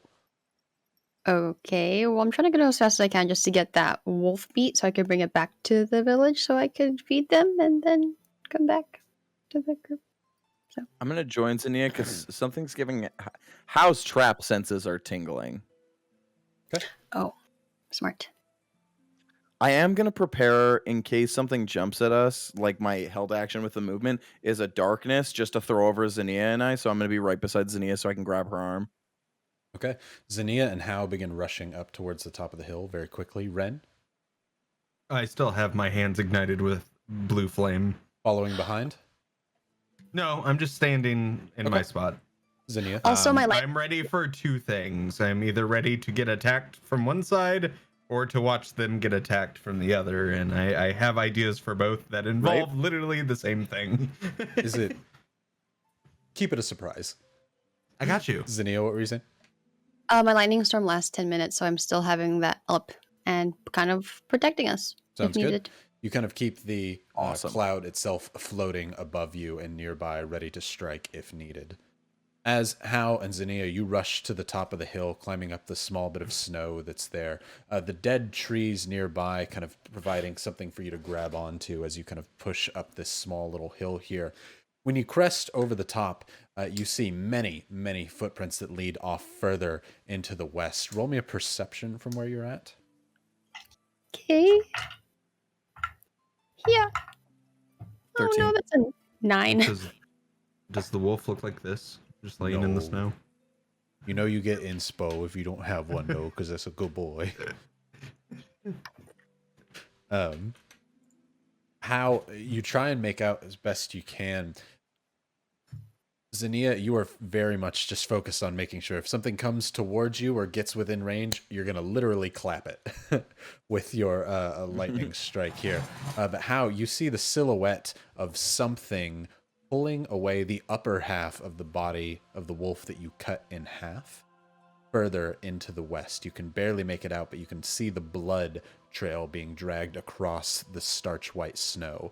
The lower half of the wolven body remains nearby at the top of this hill here, both singed from the lightning and blown apart from your force blast.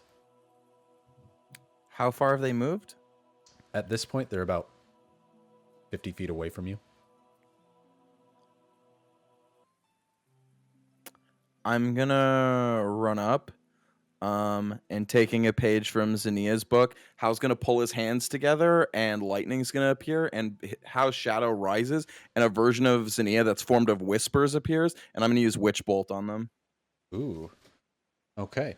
Zinnia, you can see Hal rushing up and doing this, so I'll allow you to do something at the same time.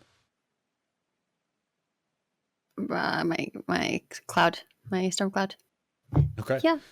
So as you see Hal rushing up in the snow, you think, okay, and both of you begin to pull red static in your hand as how you create a little lasso of lightning as Zinnia, you clap above and call red lightning down on this thing that seems to be dragging the upper half of this wolf away into the forest. I'm going to have it make a dex save for Zinnia. Go ahead and roll to hit Hal.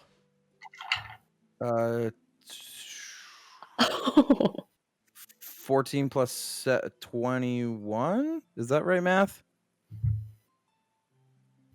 14 plus... Yeah, it is. Sorry, I was looking at something else. Not... yes, that is right. Oh, no worries. Okay, that is because all my spell slots are 4th level, baby. This is 40-12 lightning damage, and for the next 10 rounds, it's going to be taking 40-12 lightning damage.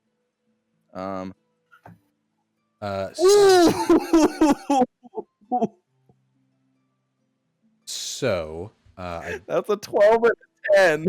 I don't want to be the guy who has to give this bad news because I thought Witch Bolt worked that way too. They only take 1d12 lightning damage, even though it increases on the spell level. Witch Bolt's increased spell level does not increase the additional damage. It only increases the initial damage. So they're going to take 1d12 each round, but that 4d12 will happen for the first round for sure. I hated when I learned it too, because that makes it so good for a warlock spell. Oh, word. I didn't know that. But anywho, that's still so that's a 12 and a 10 for the first two. And so 12, 10, so that's 22. That's a 7, so that's 29, and then a 5. So that's 34 lightning damage. 34. And how much was yours, Zinnia? 25. 25 sounds good. So with a combination of 59 lightning damage, this creature on two legs is pulling the body of its nearby fallen wolven friend as how with your Witch Bolt you create a lasso of lightning that you use to pull the creature towards you, getting it in range as Zinnia claps, connecting her red lightning to yours, and like following a line of explosive TNT, the lightning follows up this creature, traveling up its body, reaching its head before its head just explodes. GFY. Yep. Amazing. Get out of here. Listen, Alex isn't here, so someone has to do it. Hate it here. As this large canine creature with gray fur explodes in front of you. As it does so, you begin to hear immense footsteps rushing in your direction. Roll me initiative. As Ren, you hear the strike of red lightning and see the forest glow red briefly before your eyes. Ren immediately says, "Hey, that's what I do." Op, op, op, op. Aurora Anima, roll Same. me your dice. That's a natural 20. Do, do, do, do, do, do, do, do. I also rolled a What is natural mine? 20. Do it. Jakey, roll a natty. Yo, I also rolled a 12. But +3, that's a 15. is like 26. Werewolf. Because it's gone. Werewolf? That's what I was thinking. The werewolf. Ooh, wolf, how wolf? I don't Werewolf. get why, because Bixel already said it. One wolf. Give me 2 seconds here. Oh. Stupid wolves just need to shush. They're much smaller than I had imagined they'd be. You think those little twerps can take 59 points of lightning damage? I don't think so. What a great way to don't- put that. I don't think that one could either.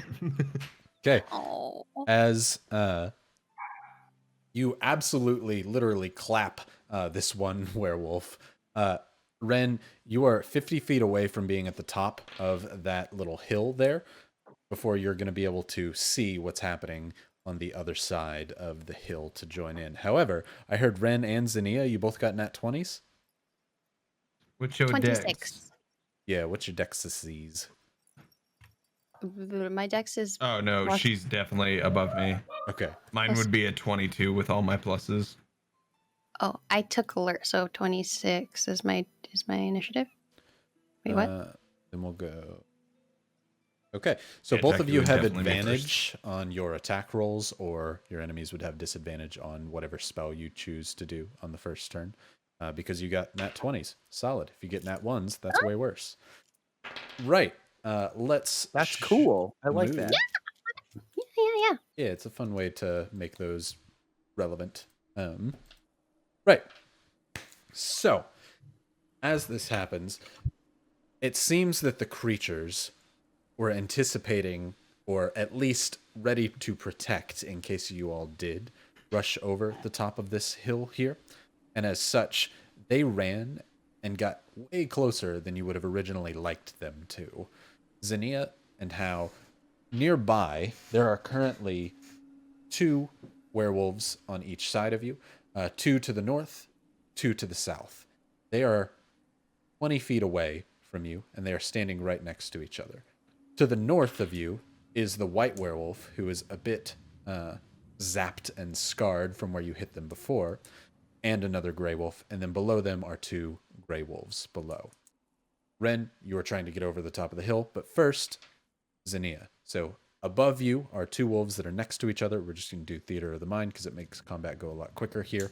Above you are 2 wolves that are near each other, 20 feet away from you. And below you, the same thing. All right, I get them because area of effect on my storm cloud. So, yeah, they had to roll disadvantage on this deck save. They are too angry to be focused on dodging as they rush towards you. 11, 15, 17. 17. As you pump another bit of lightning into, are you going north or south? Let's go north. As you pump another bit of lightning into the white werewolf that attacked you from before and his new nearby friend, you slam it down. Snow begins to fly up in the air. The snow itself looks blood red as it flies and reflects off of the red lightning bolt that comes down as they're charging towards you. Anything else you're doing? That's it for now. Oh, yeah, that's it for now. I'll just stay as close to How as I can. Okay. Ren, you hear another clap of red lightning. You're 50 feet away from the top of the hill. Do I notice any wolves behind me? You can roll Like perception. on the opposites in between me and Zinnia and them? As in away from the hill? Yeah, so like I'm here, so and Zinnia and How are over here, and Seeing I'm if they're looking over behind you. here. Gotcha. Yeah. Perception, that's an unnat 20. Okay. As you begin to slowly move towards the hill, you think to pause and listen to hear if you hear anything coming from behind you. And you do hear the snap of two branches. Turn and look. There's definitely something there, seeming to be sneaking up on you behind two nearby trees. You don't know what it is. You'd have to get closer to be able to see exactly what it is, or you might not need to see based off of what you're telling me you've been holding your action on. Well, I'm going to continue holding that action because I don't want to accidentally, like, ignite a child on fire if it got in the woods for some random reason. So, I'm going to move 30 feet closer to them, but now have my back towards my friends, anticipating attack that way. And since I can't hold action after moving, I guess, unless... You can hold an action. Yeah, you can do that. Then I will hold an action. If something aggressive is coming at me, it's going to get a fireball in the face. Sounds good. I like it. Well, it's going to go to the wolves' turn, as the four of them are going to charge Zinnia and Hao's position here. Perfect. The two that have been zapped by Zinnia are going to rush towards Zinnia, and the other two are going to rush towards Hao. First up is going to be the gray one that reaches Zinnia. It charges on all fours before standing up above you and slashing down at you. Let's see. Once with its claws, and then once with its bite. Zinnia, you easily knock the claws quickly out of the way, but in the immediate scuffle of all of these things rushing towards you, it does hit you with its bite. With that, I need you to make a con save. Oh, okay. Werewolf Zinnia. Werewolf Zinnia. Werewolf Sir. thunder goddess. Ooh. That's a 16. 16. As it bites down into your arm, you quickly punch it with the wooden part of your spear just to get it to release. But it still is able to hurt you for a bit of damage, dealing 6 points of piercing damage into your arm. Right. The Cool. larger white wolf is a lot more furious and swipes at you twice with its claws before attempting to bite you.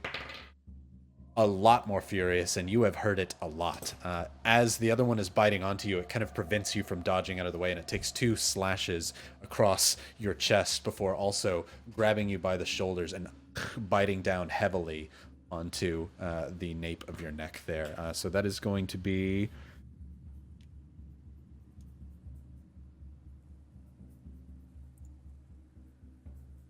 $17 slashing and piercing damage. And I need you to make another con save. Okay, 12.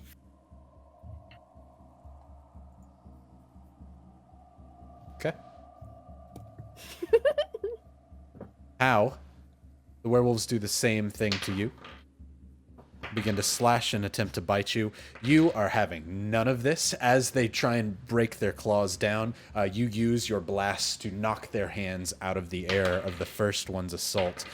But their assault is so focused for preventing the one from attacking, the other one seems to slice at you once in the heel with its claws before biting at your thigh with its teeth.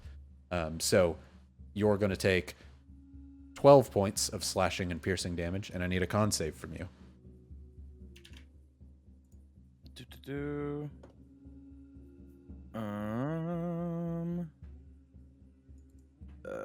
14. 14. Sounds good. You're able to hold your ground. Ren, you slowly continue backing up towards the hill, trying to get towards your friend, before you do see 2 canine creatures rush from between the trees on all fours, headed towards you. You fireball. That's ahead and a roll your bad day damage. for them. I would also like to... I don't think I can do it at the same time, but Zeros did teach me a nice Leonin growl as well, so I'd like to let loose a nice, just that classic kind of. Ooh, with that as your roll Gotta play, roll. absolutely. Also, reminder, they have disadvantage because of the nat 20. They didn't Did they? need more disadvantage. Oh, they already. Okay. Yeah, they rolled really low, but good reminder. 15. I like when fireballs blow people up. It's my favorite. It's my favorite thing watching Wizard go boom boom. So that was at 3rd level. You're looking at 32 fire damage. 32 fire damage. Yes, sir. Be gone, thoughts. And like I said, just that guttural growl behind it as Ren just slams down.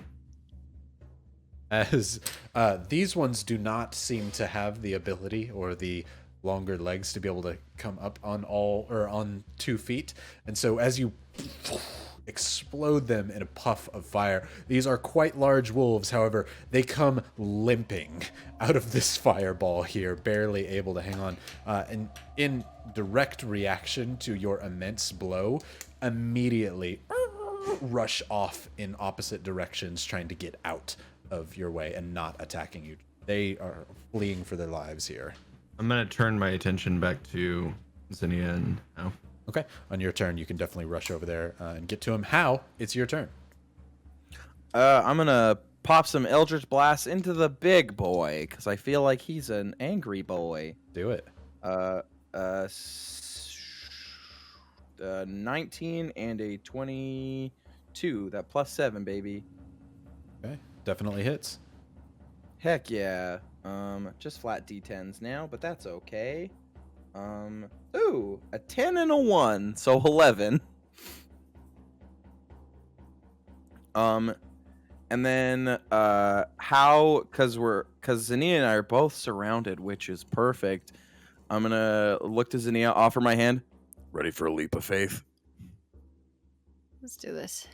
I'm gonna teleport to Ren, and all of them need to do con saves because I'm Is- using Thunder Step.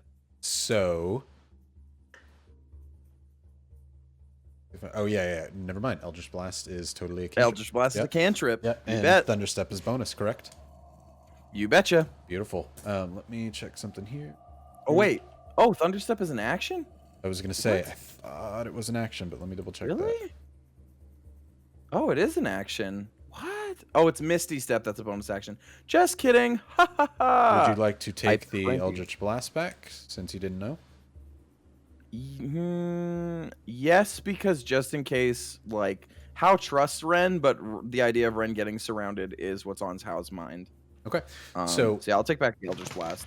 With that, That's my then, bad. no worries. So as you were about to pelt into the great white wolf, you see how ferociously it is attacking Zinnia, and instead of trying to fight back, you just say, "Hold on for a leap of faith," as you grab Zinnia by the shoulders and fly to the south in an immediate teleportation. Ren, you're rushing up the hills before you hear a loud, familiar crack of thunder behind you. Now, basically standing in the exact spot that you were just in. Zinnia, you, as snow flies up in a circle and shockwave all around you, you're out of harm's way of the larger werewolf-like creatures as the other wolves are darting into the forest nearby.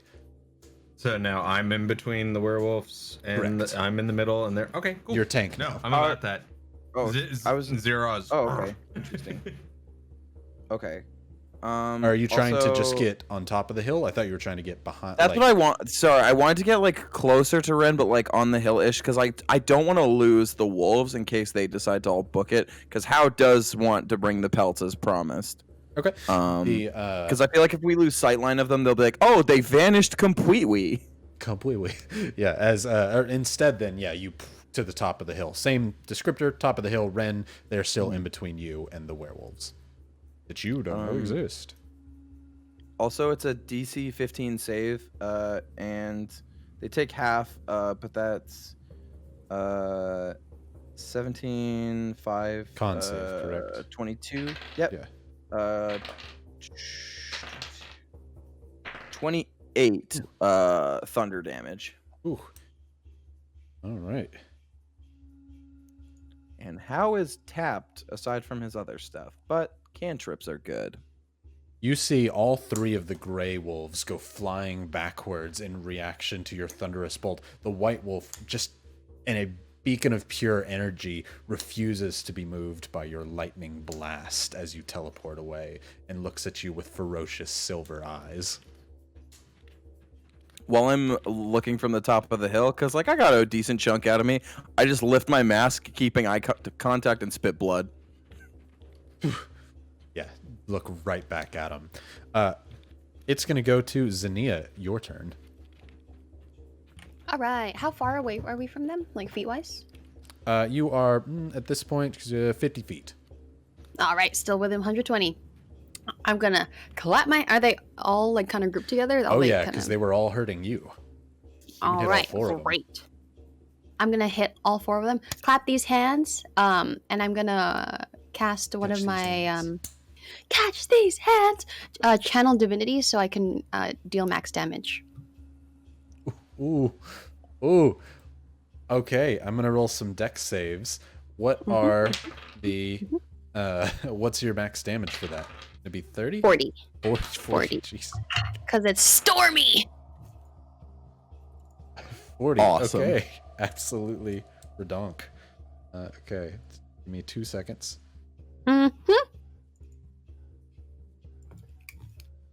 Just taking notes.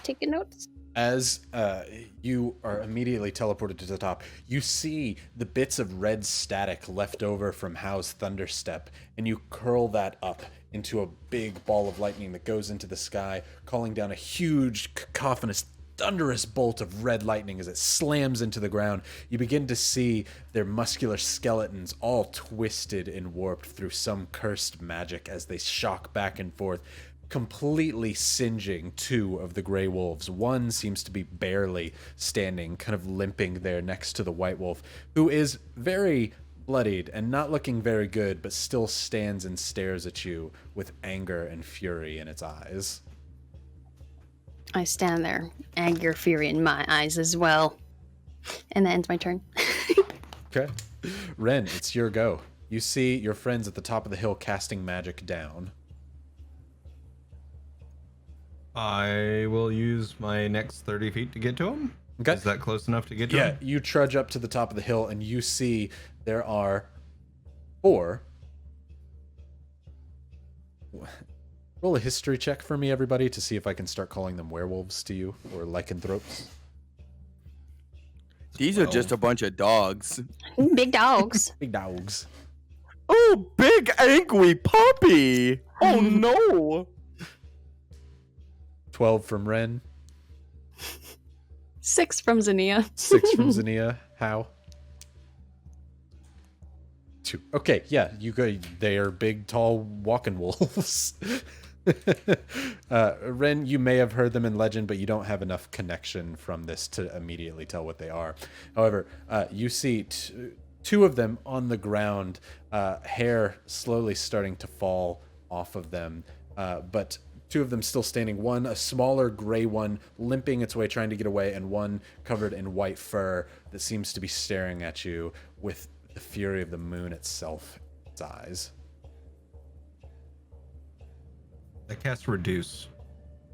Ooh. On What's the the white save one. on that, Con? Yo, Yeah, that's it's a con save. toxic. It's toxic.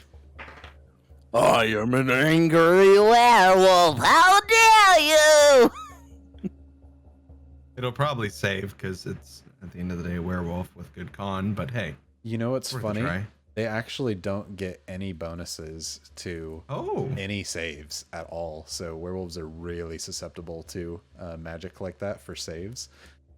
So he stares at you with the fury of the moons, which quietly turn into the fury of marbles as he begins to shrink to the size of a gnomish werewolf, sitting maybe 2 feet tall, now dwarfed by his gray cousin as he looks at you. You still don't want to get hurt by it. It would definitely be like a little Tasmanian devil, but it is quite angry and quite small.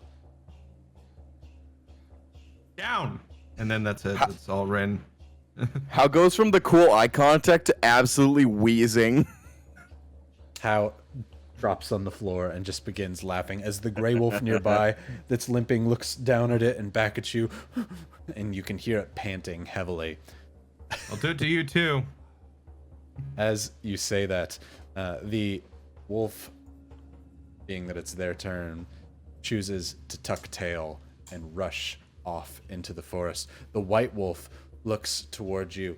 He takes one step in your direction and tries to puff out its chest to be as big as possible, but it looks like a little kid trying to say, like, look how strong I am, Dad, before it goes back towards its friends, whose hair seems to be falling off faster and faster on the ground here as it begins to start pulling one of the bodies further into the forest. It's still quite strong, though small. Can I take a side glance to Xenia and like give a head nod of I'm about to let out a nice Leonin roar again to just affirm that don't fuck with us? Cool. And then just gonna let it rip. Just Ren looks over to Xenia, and I'm gonna say they both nod heads, and both, instead of the wolf's howl that they hear in the night, the two Leonin here show them why lions are the kings and queens of the jungle, as you the MGM logo roar to try and send these wolves packing. As the white wolf, though tiny, begins to try and pull the body away, and as you're watching, the hair slowly begins to fall from this werewolf creature as its form begins to fade from canine into humanoid form. Did you see that? Those are people? Yeah. Yeah.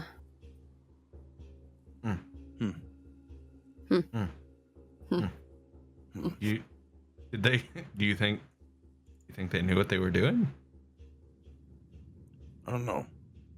Let's collect the pelts of the ones that are still wolves. And Should we see if they're okay? I mean, it's up to you guys, but I don't necessarily want to follow them. I kind of wanted to blast the last gray one with my, and she points to the storm cloud brewing ahead above. I think it might be overkill. They got the point. I mean, yeah, that family said that that's what they hunt, so, I mean, I'm assuming that they've been messing with them for a bit, so. So yes. Family's Encampment's pretty okay. badass. Pretty What badass was the family nice to touch? take on. Is the last one Oh, still goodness. within 120 feet, Rybo? The white one that is dragging the now humanoid body through the snow that is very tiny. The gray one bolted into the forest. So since y'all talked a bit, it would have gone way, way far away at this point. But the little mini one that's just dragging the body of one of the humanoids away is still in range if you want to make a last shot at it before it gets too far. I want to question it is what I want to do. Do you want to clap mini It's me? a little late. Pomeranian. A little late for that. I feel like that's so mean. I do have rope. I want to tie it up and bring it back. And I want to know if my wound is going to be dangerous, even though Jackie knows it is. What are you Tie it. doing? I'm gonna- You got to tell me what you're doing, not what you want to do. I need to know more. I'm taking my rope out. Great. I'm gonna go and then try to wrangle it. Yeehaw! Pull it in. Okay, give me 2 seconds here. Lasso, tie How up. far away is this thing? Okay. At this point, it's 120 feet as it's slowly dragging the body through the snow, but it's going quite slow. It is more focused on a, like... It seems to give the, I guess, aura off that, like, they're not going to hurt me. I'm pulling this thing back. They wouldn't hurt me, yada, yada. I'm just pulling my dead back in a way. It's not concerned that you're going to hurt it as it's going further into the forest. Xenia, you're going to... It doesn't even care. Xenia rushes over. Go ahead and roll sleight of hand to see if you can make a lasso real quick. So, Oh, how many actual wolves are there? No actual wolves that you've seen. Ren hurt 2 actual dire wolves, but they ran away. You've killed 2 werewolves, and one's limped away. Oh. as a side note, I would like to mention Ren hasn't killed anything tonight. Good for Ren. Improvement. Intentionally. Good for him. How has intentionally? 19. 19. Okay, you are certain you've done this before. You've had to gather boar on the mountainside and rams that are getting out of their place. And you got to get them back. You make a quick lasso as you rush over to try and hog tie the silver werewolf here that seems to be pulling its friend away. Go ahead and are you going to roll to try and lasso it? Yeah. Do it. Go ahead and roll to hit with a bonus dexterity to see. So you're not proficient in lassos. So go ahead and roll a just plus your dex. Okay, a 19 plus 1. Solid. As you capture it around with the lasso, it goes around the body of this beast here, and you now have a miniature silver werewolf at the end of your lasso, who immediately drops the body and charges in your direction. I'm gonna daunting roar. Ooh, do it. Bonus action. Succeed on wisdom save or be frightened. Okay, give me a second. DC's not that high, but well, we'll see.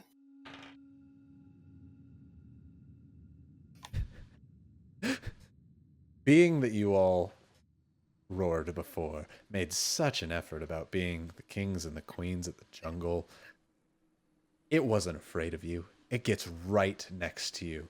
However, seeing you in now what is 3 times its size in its new Pomeranian werewolf-esque form, as you roar over it, its attitude changes a little bit, as it is thoroughly frightened of you, and now turns tail and begins to run the other way. But it's tied, right? Right, yeah, so you can absolutely stop it. All right. As it begins to run, you go ahead and roll a, you're going to do an opposing strength to see if this thing pulls you. Aurora Anima, don't fail me. No! Okay. 15 plus 2. Dude, the dice want you all to do very well against these things tonight. As it tries to run away, but where the lasso is, you just, you pull it back, and it does that kind of Smeagol thing where he's trying to run up the mountain, and they pull him, and he just immediately falls and gets like clotheslined back towards you. As Ren and Hao rush up towards see what's going on. As Zinnia, you knock it, and it falls to the ground. This is a good attempt, or a good time to try and hog tie it, if you'd like to. Do it. What do I gotta roll? Tell me what I do, Rybo. Go ahead and roll me a sleight of hand. Yeah. Okay. 13 plus 1. 13 plus 1. Ren, you see her attempting to tie this mini werewolf up. Are you aiding or just watching? Oh, okay. Sorry. We need to pause just a little bit. We have a new setup for giveaways and stuff. Yeah. The giveaway has, Elizabeth has won the 2 Twintig dice giveaways. So congratulations, Elizabeth. They're on That's a timer. what you get for making fan art. Yeah, how dare you? Well, this isn't Elizabeth. This is Elizabeth, a different Alyssa. Maybe the same one. I don't know. Either way, congratulations. Probably the same. I'm gonna say the same. Well, congrats. Congratulations. But make sure you enter the next giveaway that's coming up, which should be showing up on chat. We just have less control over that now. So sorry, or else we would have mentioned something. Yeah. Ren, are you aiding in any way or allowing Zinnia to just dominate this little Pomeranian werewolf? I'm enjoying watching Zinnia handle this by herself. Okay. If needed, I'll join in, but truly the dice are on your side tonight. As Zinnia, you rush over. It tries to get up, but you just do the thing where you pull the rope and you put your foot down on this miniature thing's chest, not allowing it to move its arms or its head towards you as you begin to slowly tie its feet and then flip it over and tie its arms behind its back. As you quite literally hog tie a werewolf. Awesome. At that, it is 8:05. It seems like a solid place to pause for a quick break. Why don't we come back at 8:12, so 7 minutes from now. We'll come right back in where we hog-tied a werewolf and go from there. Make sure you enter the next giveaway as it's on, and we will see you all in just a minute. Sound good? woo! Woo! Rock on. Hi. Come here. Everyone's going to come back to seeing Drew be like, come here. Come here. They're gonna be like, we're trying to come back. Y'all are the one who are keeping us on break. Oh, he's so big. Oh my gosh, Oh, he's big. such a big boy. Come here, chat. Come on, chat. Come on, Come on, we're Jack. trying No, to- you can't have Dad. the rest of it. That's mine. You jerk. Oh, big He baby. just tried to grab the rest of the non-bread. Can't blame him. Right, welcome back to some more Red Wagon Inn. So we're just going to start right back on it. Giveaway's done, so the another giveaway will start here in just a minute when John gets the next one going, but we'll just go ahead and right back into it. We stopped with Zinnia having literally hog-tied a mini silver werewolf. Zinnia, it tries its best to bite at you and stop its restraints, but you have every one of its limbs restrained. There's really not much it can do at this small size. I'm gonna try to flick it in the face. Just stop it. Stop it. Flick its nose. As you flick it in the nose, about a minute expires and it begins to revert back to its normal size. I'm going to roll to see if the rope has enough strength to hold the expansion. That's what she God, said. only lasted a minute. Forgot it only lasted a minute. That's on me. I have a spell prepared if it breaks, just as a heads up. Pulls heavily against. You can see some of the twine that is looser in the rope begin to fray, but the rope itself holds strong as this white wolf begins to try and pull against. You hear the snarling of a heavy wolf as it tries to pull itself out of these restraints, but it seems to not be able to. Yes. Okay. All right. What are we doing? I'm gonna try to pull it. I'm trying to pull it towards the village. I'm gonna be honest. This was your plan. I don't know. Yeah, I'm not gonna lie. When you said you wanted to hog-tie a werewolf, I thought that was a bit, but I guess we're committing now. I need to know more. I don't know. How do we make it turn into a human? How does it get out of this form? I mean, I don't know. I kick it. As you kick it, it tries to violently react and try and scratch you as much as it can. It's going to have very, very little chance. It does not. If it rolls a crit, you're going to get hit, but it's unable to. As you kick into its side, it tries to get out of the bonds, but it still just seems to be unable to. As you did a very good job tying this thing up. Hey, Wolf, can you understand me? It looks at you and snarls. I need you to make a Constitution save, How? As you look deep into its eyes. Natural 20. Natural 20. The pure vision of this thing would scare a lesser man, but that you are not. The deep, soulless vision of its eyes, like a great white shark staring at you in the face, the blood seeming to come out of its own lips, doesn't scare you. You've seen much, much worse. If you can understand me, you should not, dummy. It continues to growl and try and bite at anything that gets terribly close to it. Yeah, I don't think interrogating it is going to be an option, but we can try whatever you want.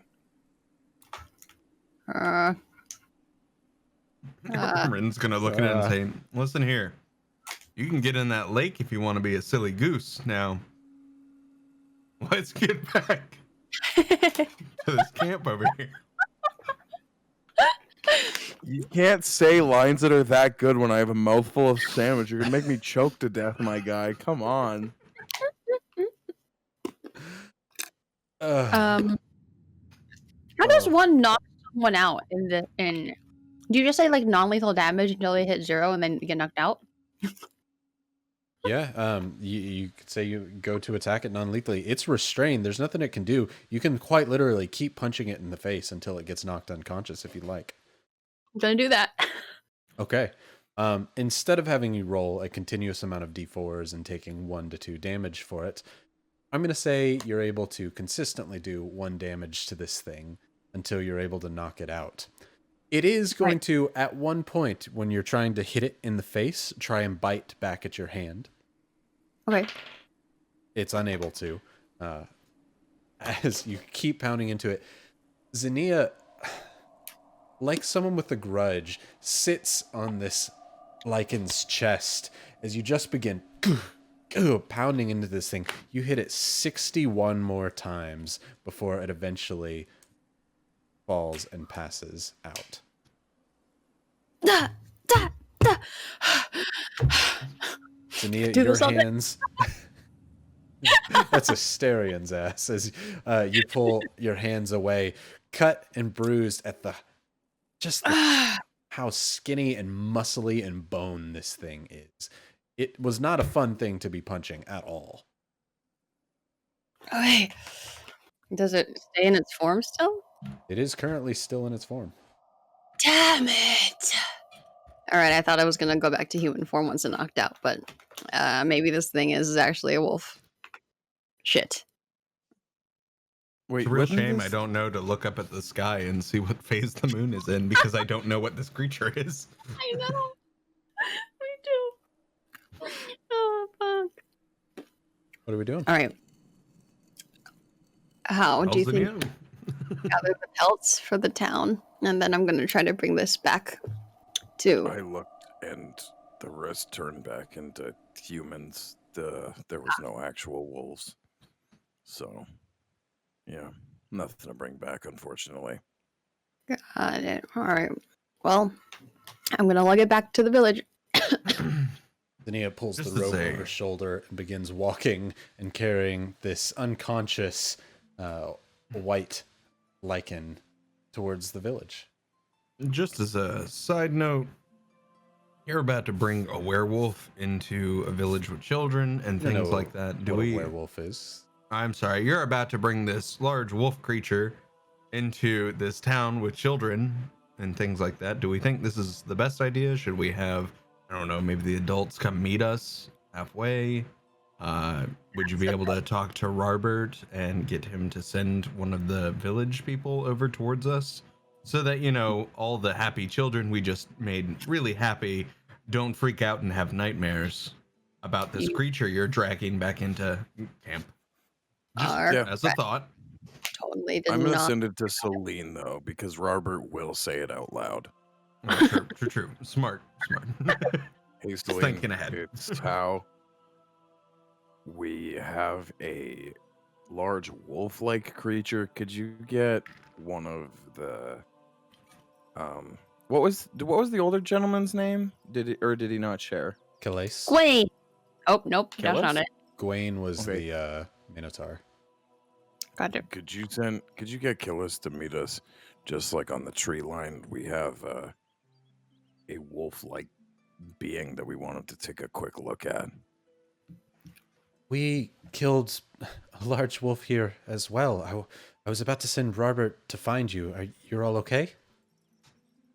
We're fine. We ran into quite a few. Okay, I'm glad. Yes, I'll send Colleen and Robert out to help. Or Thanks. kind of hear radio silence for a little bit. You're not terribly far from this location in the first place, so it doesn't take but a minute or two before, through the trees, you begin to see the man with wolf-pelted fur overhand with a crossbow slung over his shoulders with Robert walking nearby. Robert's spear is covered in blood on the tip of it. Okay. That's a bit bigger than what we killed. I gotta say, good job. I wish I could have been there. It's still alive. It's unconscious. Oh. Killeen, what is this? Yeah. Ours turned into humans when they died. No Could you- pelts. Sorry. Did you know about this?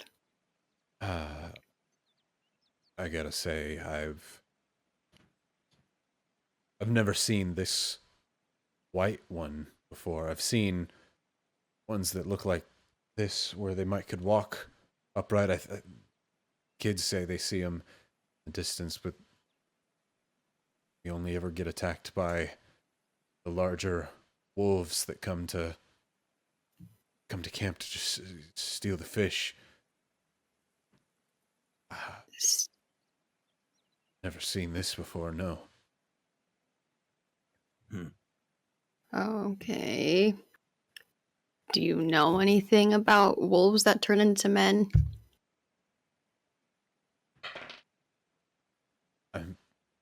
I've heard the legend. Werewolves, lichens, I think they're called. But that makes no sense. There's no moon out tonight. That can't be what this is. These are just some weird mutant abomination creatures. Oh, they're supposed to turn on a moon phase? Typically, at least legend would go that it would be a full moon, so I wouldn't see any reason for them to be out here or now. He's kind of looking around Siraz's in the eyes forest. get really big and look over at Hao and Zinnia. Are they druids? If it is, I'm going to choke out this unconscious one. I don't like those druids. I truly don't think it's druids, but I've been wrong before. Well, Zinnia, you're the one that honked at him. What are we doing with him? I mean, I kind of want to kill it so they could see it turn into a human. There's nothing else we're really like let it survive and come back and kill these people again. I'm gonna hand Zinnia one of my just nicer daggers. I'm I can gonna do look it or at. you can.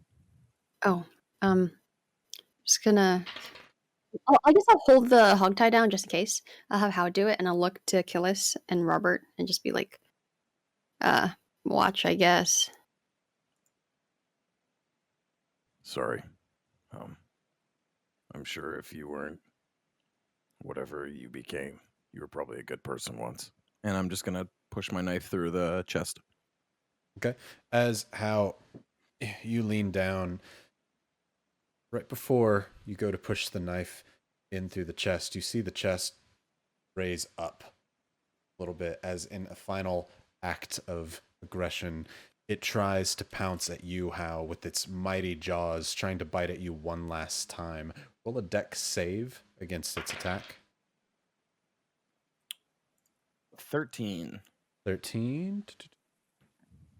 It reaches up and tries to bite you, and just out of reach of your neck, what would have been a throat-tearing bite reaches for it, but you pull back as it begins to try and nip at all of you. Julius pulls his Just crossbow like out elbow and under the just chin. holds. Okay, just Yeah, gonna elbow into the chin and just stab. go for it. Go ahead and roll a strength check. Oh, strength.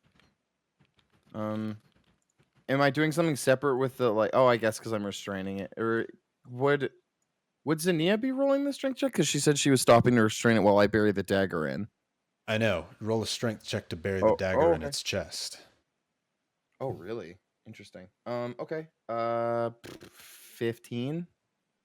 You place the 16 tip of the -1. dagger in as you put the elbow on its neck and just try and push with all your might to get the dagger down inside this thing's chest, but it is nothing if not just muscle and bone. You cannot seem to get the tip of this knife to go inside this thing's flesh. With that, it is going to try and bite at you one more time. Roll another dex save. Actually, since you're elbowing to hold it down, we'll do a strength save. Question, because I'm proficient with daggers. Mhm. Like, would I have added my proficiency to that? Because I didn't. Was that just a strength check? Just a strength check on this. Okay. Yeah, I'm gonna give it another go. And then dex save as well. This one's going to be a strength since you're holding it down with your other elbow. Oh, okay. Strength save. This one's a 15.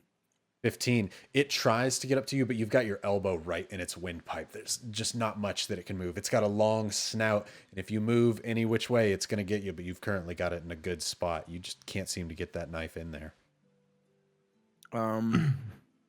Then if I've got my elbow in the right spot, how's gonna full on like straddle onto it and just elbow down and pushing down, and I'm gonna try and choke it then because I can't seem to get the dagger into it. Okay. You're going to try and choke the life out of it, basically? Essentially, yeah. While this is Hal's happening, now like it's messy, but Hal like doesn't want it to make a ton of sound because we're closer to the village. Sounds good. Ren, you were saying? while this is happening, Ren's walking away back towards the people of Ren, this village. not wanting to be a part of this mercy killing, heads back on over.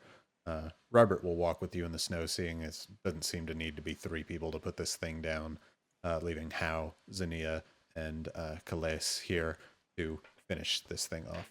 Hao, you instead decide to put all your might. You just throw the dagger to the side and just try and choke this thing by the throat out on the ground. As Zinnia, you hold its restraints back, not allowing its claws that really are trying and wanting to claw and rip Hao's shoulder blades from his arms here out. You're having to hold it down. Its anger and its desperation is starting to grow and show here. Zinnia, roll me a strength check to keep it down. All right. Oh, 15 plus 2. 17. 17. You're able to hold it, no problem. How you're trying to crush the windpipe of this creature, but even its neck, the weak point of every animal, is so full of muscle and bone. You cannot squeeze on this. This is like trying to squeeze pure steel. As it does so, it's going to try and bite at you and push its neck away. So I need another strength check against it. Wait, so is choking it just not an option then? I'm confused what's happening, sorry. Yeah, go. So you're trying Okay. to. It's just Oh, okay, so this is beefy. okay. Yeah. Ooh, nat 20 still -1 though, so it's a 19, but fancy dicey encounters logo. Look at that. I Look at them finally dice. roll very high, but a nat 20 does stop that. As it does break free of your grasp for just a moment, but as it gets up, you just put all of your weight onto an elbow, holding it down and give up on the choke. It still tries to bite at you and lap and try and pull its arms free, trying to get Zinnia off of it. You hear Calais say, "You want me to shoot it?" At this point, yeah. Hold it there. Hold it steady. As you kind of lean back.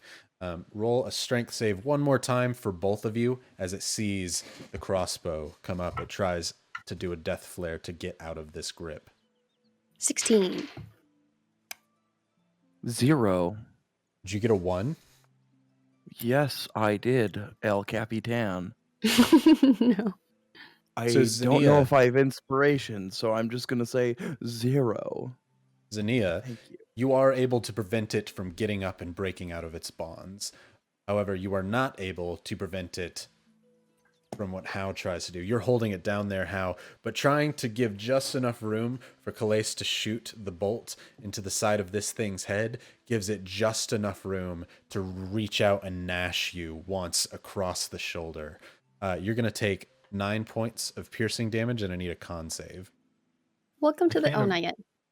I can't imagine that myself and Robert have gotten too far from this. No, you're walking pretty slow. You will hear Hao cry out when this happens.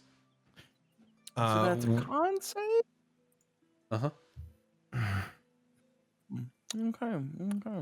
You told Calais to make the shot, so as it does bite into you, he will fire the bolt in just a moment, but I do need to know that number there, Hao. Well, that's cool. That's cool. It's a fresh 6. Fresh Does 6. a 6? Does a 6 do it, Dungeon Master? That is a good con save, if there ever were to be one, friend.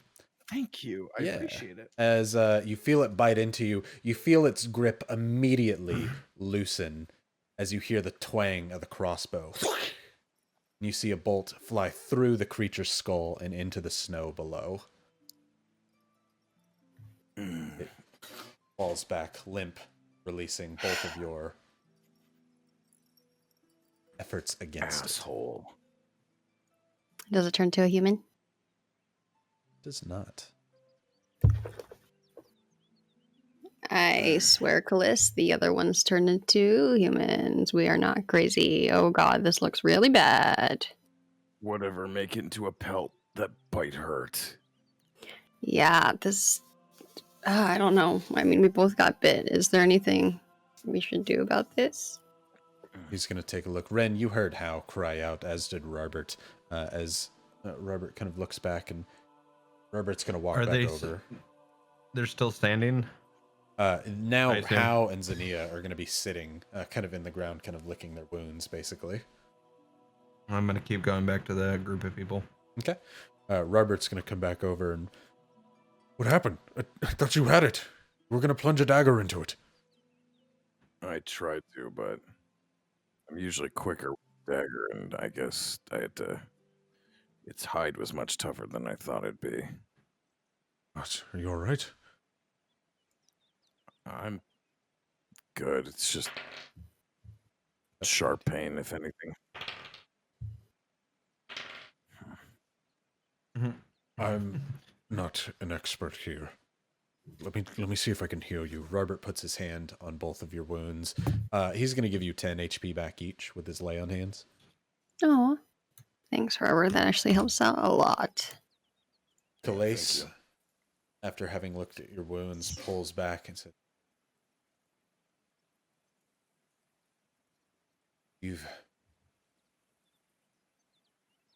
Can you show me, truly, that the others turned back into humans?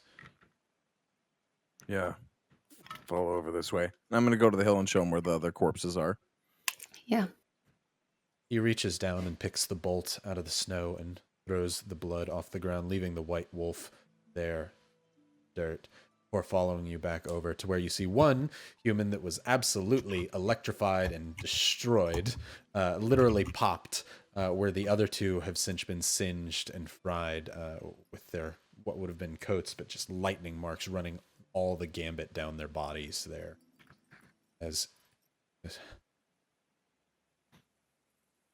Where are you headed, travelers? Kern.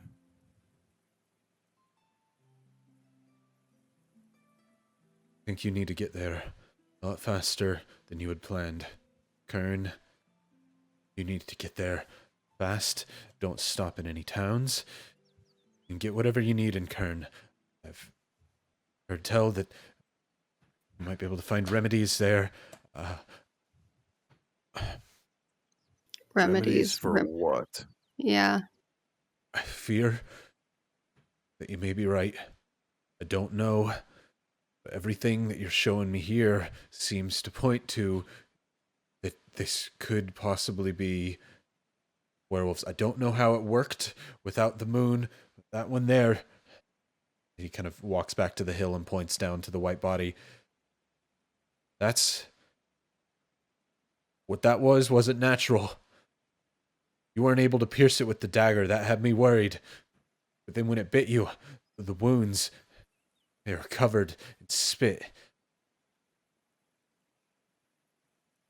What does this mean? I didn't really have many history books back where I'm from, so. He's saying we might turn into whatever these things are. Okay. Not if you can be quick. I have no skill in medicine myself, but there may be some in Kern who would.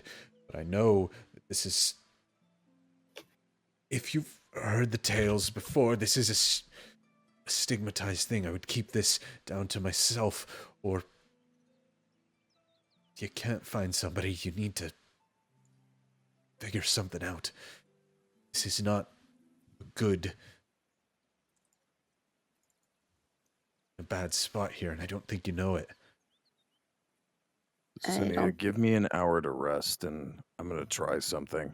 No promises, though. Sure. I'm going to start taking a short rest. As you're going to stop there in the snow, or are you going to go back to... I'm going to stay out of like the little village area and just kind of sit and like listen to the trees, like in the wind. Okay.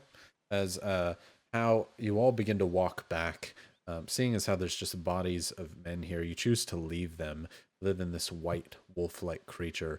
As you're kind of walking back, at least in that direction, Robert asks you, and he says, "We should bring that thing back, or just leave it?" I don't want to leave it in. Leave the wolf with the wolves, so to speak. I think we should. I think yes. I don't think we should leave it in the view of the little kids. Just leave it then. We should potentially burn it. Sure. I mean, I really don't know anything, but if burning the body is a good thing, then let's do it. If what that man is saying is true, I'd rather not have something stumble on whatever this thing's corpse is. I'm just gonna rest out here, so I'll sit by the fire and watch it burn. You guys go get food or something. All right. Okay. Robert walks with Zinnia and Kalain back towards the camp. Ren, you walked back a bit of time before them. You see the children are playing there nearby, just in general having a children-esque time near the fire, seeming to be not really having a care in the world. The mother is watching, but the Minotaur itself is carving off large hunks of meat and seeming to be skinning what looks to be like one of those larger wolves that you fought with the fireball. One must have attacked the group there, as it has a bolt sticking out of the side of it and 2 large wounds into the side where spears must have struck it. But everyone seems to be all right as Celine kind of jogs up to you and says, "You okay? You don't look... I thought everybody was fine." As far as I know, everyone's fine. They took some cuts and scratches on there. You might want to check out, make sure. I'm not a healer, of course. You just seemed a bit gloomy. Sorry, I need to pry. Things happen that I don't know. about Check on them though, and make sure they're okay. And then Ren is gonna go make sure the kids continue to be happy.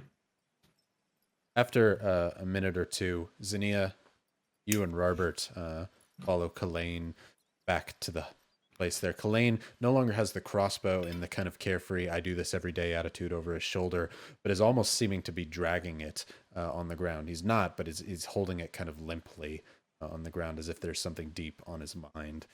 Before Celine, you can see her. Hey, everything okay there? Hey, How? I'll catch you up. I'll catch you up. Okay. She'll get closer to close the gap between them. As you kind of approach the camp, Kalain walks right on by and begins to go over to his wife and discuss something in a whispered manner. Everything now is okay, right? Currently, he and I are both okay. Great. We Okay. might be in some danger, though. What do you mean? We both got bit by something they call werewolves or lycanthropes. I don't really know much about them. No, you didn't. That's What? No, you didn't. I didn't know it. You didn't get bit by a werewolf. Oh, sorry. Is Celine saying that? Yeah, Celine. Oh, okay. No, I see where you were coming from, Jakey. Oh, I- Ryan saying, "No, you weren't." No, you weren't. You dumb. Was Ryan Why are you saying so it? dumb? I was like, wait, what? I don't know what? Yeah, we did. Hal's outside, kind of meditating on it. Okay, no, but you might have gotten bitten by a wolf, but not a werewolf. I mean, these wolves turned into men once we killed them, and Kalain saw too. And But then they were just true. The moon isn't out tonight.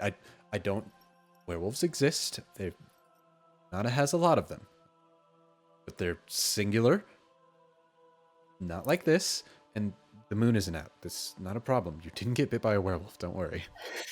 that's what Kalain said too. But I don't know.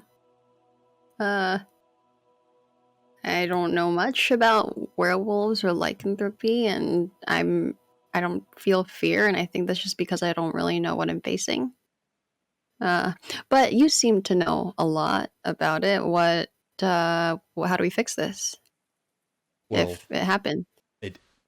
telling you it didn't. It's the right time of the month, so don't worry. You're weeks off from where that could have been a possibility. Based on the luck that you had, these were druids if they returned back to form. So another problem caused by druids. She kind of says and looks to Ren knowingly, like another problem caused by druids. But this isn't that. You're fine. Don't worry about it. I'm certain that she kind of leans in. This happens a lot in smaller locations. My town was full of people who take folklore far too seriously. Just don't put any stock into it. You're fine. Don't even lose sleep. Okay. No offense to you, Celine. I just never heard about this before, so I don't know what to think or how to deal with it. Werewolves or lycanthropes, they can change at will. Lycanthropes can, but werewolves are stuck at doing it in full moons. If you got bit by a lycanthrope, you couldn't be turned anyway, so don't worry about it. They're essentially just skin changers, druids without any additional powers, so you're fine. Don't worry about it. But is your wound okay? I look to my wound. How does it look? Robert sealed up the wound itself. However, you have what is not uncommon from some wounds that come from carnivorous plant-like creatures that you might have seen in the Feywild or your time in the mountains, where your veins underneath your fur, as you kind of mat and pull them aside, are a bit darker, more pronounced than normal. Okay. I mean, what do you think, Celine? I think you got bit by a wolf, and it may have had some things in its mouth. They're not exactly cleanly creatures, but I think that you're fine. Matter of fact, hold on. Just let me. She over. You can see her hands turn bright, kind of blue, and reach herself out onto your wound as she begins to cast cure poison disease. She says, "There. If there was anything, fine. There's been an infection. That's it. You're good." Thanks. How do I feel? How do I feel? How do I feel? Do I feel different? You don't feel any better or worse, but you feel, I guess, more confident that Celine is confident. Right. Yeah, you're totally right. I'm sure. Right. Yeah. I mean, I'll let How know. I'll let How know now. Yeah. Was he worried? You said he got bit too. That's right. If he needs the peace of mind, I'll help him too. Yeah, I think that'd be great. Actually, he's just right outside. I'll show you right here, and I'll walk her to How. Or how you're kind of sitting on the edge of the forest nearby, using some of the snow even to kind of like numb the pain that's on your arm, because it still hurts even though Robert sealed the wound. It doesn't feel good. As you see your lioness friend and Celine approach. I was also sitting by the burning body of the big white one. Okay, yeah. Yeah, I'm basically like, just trying to take a short rest. How's mindset is I'm going to try dispel magic on the wound in case there is something arcane, but How's just waiting to pray to Chowder to give me magic back. As the two of them approach, How, I heard that you might be a bit worried about werewolves or lycanthropy. Take it from me. I've been around it in Okanata. That's not what it is. You're totally fine. That thing, the body no longer is recognizable as it has been burning for quite some time. I'm sure whatever it was a druid having a rough day or was quite hungry. But don't worry, it's not what superstitious man thinks that it is. Why are you so confident? Okanata grew up around it. They exist. They're more solitary than these. It would be a rare moon, and moon being the key word here, that there would be more than one werewolf together. They are very isolationary. So That's not what this is. It also only comes when there's a full moon. So just don't worry about it. All right. Thanks. Of course. I do worry that maybe you could have been infected. Just not by that, but poison just from a dirty, diseased animal's mouth. You mind? Knock yourself out. She kneels in the snow next to the fire before you and begins to heal you with the same blue light that she did. There. If there was anything there, it's not there anymore. You should be A-okay. Thanks, Celine. Of course. I get the worry. I was horribly, horribly afraid the first time I saw anything that closely resembled it. And obviously it's a children's tale that gets very, very out of whack. So just don't worry about it. You're fine.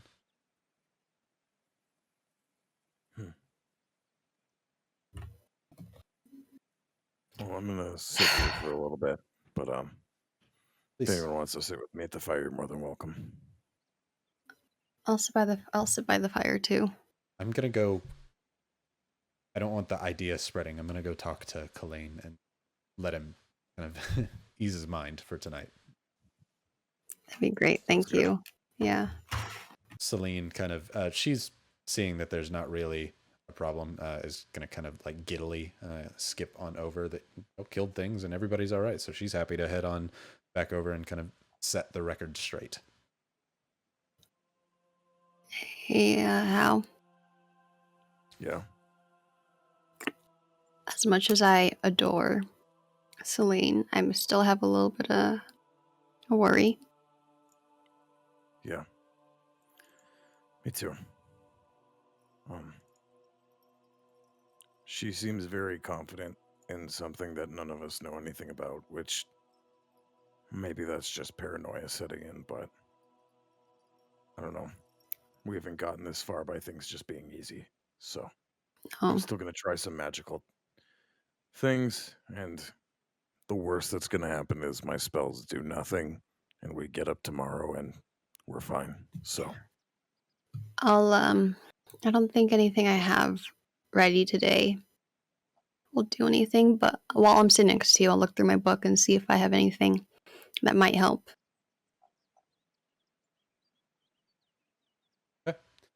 Y'all are going to sit here and take a short rest for a moment next to the fire of this creature as you kind of keep slowly adding on dead branches to it to make sure that this creature burns fully and completely.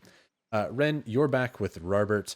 Celine has returned and begins talking to Kalain and the wife as you're kind of helping with the children there. Robert begins helping the Minotaur carve off the fur and meaty bits of this wolf here and begins stowing them in some small barrels for later. They're going to freeze on their own. They don't really need to preserve them. Just kind of naturally do that. As Robert kind of rushes over to the lake and breaks out a small hole in it to be able to wash his hands in the water and run over and put his hands near the fire as you're playing with the kids nearby. Does everything go all right over there? It's nothing too bad, I hope. Could have been there. It is. I mean, yeah. Right. We scared. I guess I should be saying, yeah. We scared off a few of them, and they managed to kill a couple. So Great. My back is killing me. I'm not used to riding on a horse. I think I will pull up a bag. Get it next to the fire. You want me to set yours up while you're playing with the kids? now you're all good. I appreciate it though. As the Minotaur is taking this huge wolf pelt and putting it over a drying rack on the side there, trying to get whatever blood and stuff off of it for them to deal with the next day. Anything that you're wanting to do during this time specifically, Ren? No. Okay. As a bit of time passes, Al, Xenia, you wait out here for a while as the fire burns. Feel pretty well rested. You can heal yourself up with a short rest and do what else you'd like. As time passes, what are you trying to do? Once the short rest passes, I think like while Zinnia is going through her spells, like Hal's also kind of showing like he's gonna show Zinnia because he hasn't really talked about it to anyone the Book of Shadows he has from Chowder. Mhm. But it's basically just like a book that like every time he shows it to Zinnia and opens it and closes the cover, it looks like a different like book from around the world. But every time the contents are the same, it's different scrolls. So he closes it and it looks like it's a smut novel, opens it, closes it, and it looks like it's just like a geographical book, and he keeps doing that. And basically explains to Zinnia that like the whispers gave it to him and he can put spells and things in it, but that's also like how he like speaks to each of you, and it tethers like a lot of his magic. And he said like it's actually what got him interested in reading because like he used to close it every day and open it, and whatever book it was, he'd go and look for it at the library. Um, and yeah, he just like kind of tells that story, and then by the end, I'm gonna cast Dispel Magic on my wound and see if anything happens. Okay.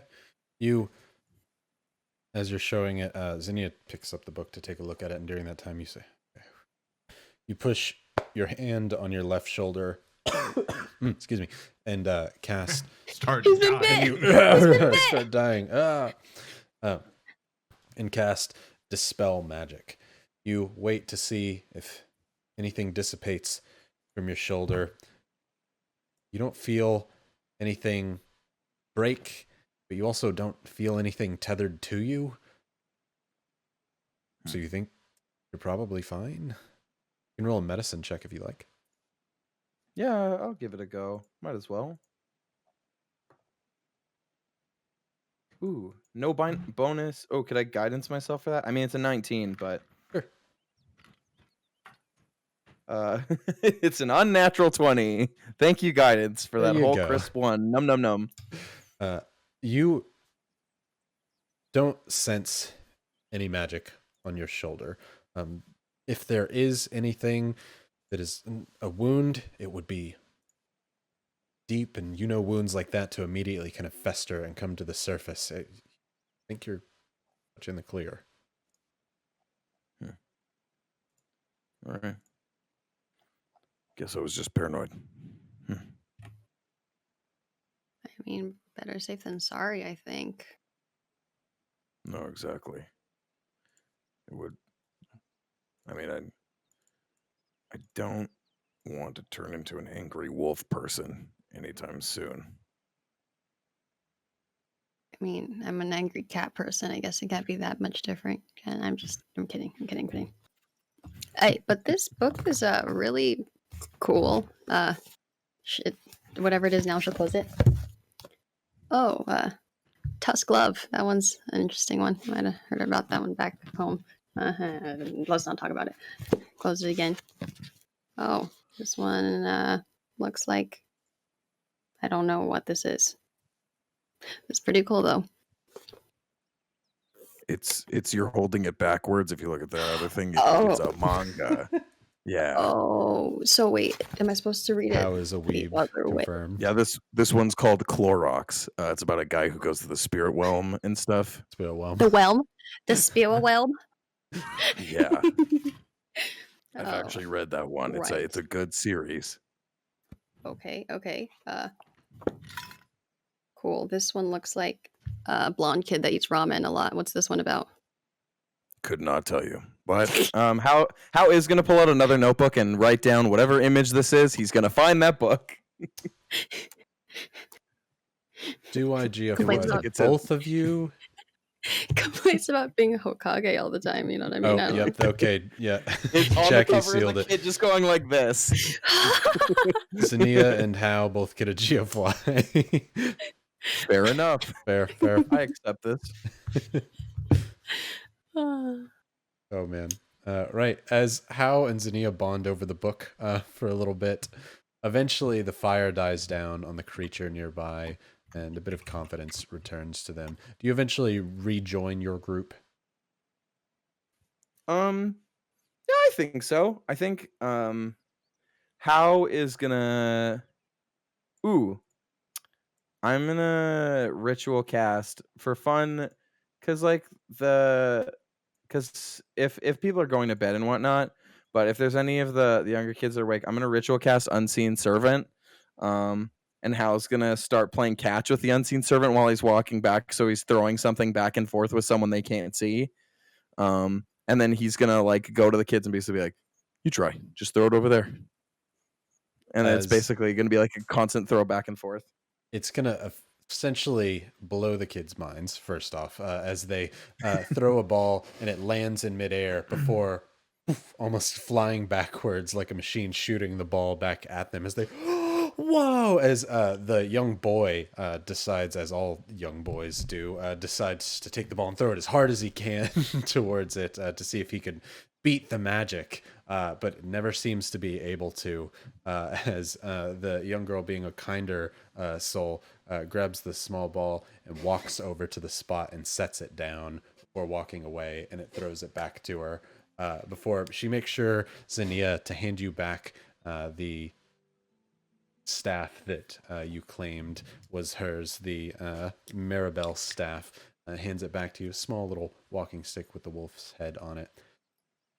Eventually, the parents force their kids, all right, go to sleep, keep watch, you know the deal. Okay, good night. They both go up immediately, hugging all of the members of the party. The parents look back. The man looks with heavy news on his heart as the kids rush in towards the fishing dock area and go inside one of the doors going up to the second story. The Minotaur follows them as he kind of nods to all of you and kind of goes as their protector over to the fishing dock. The man and the wife sit there. I feel I owe you two a bit of an apology. Celine set me straight. I'm sorry.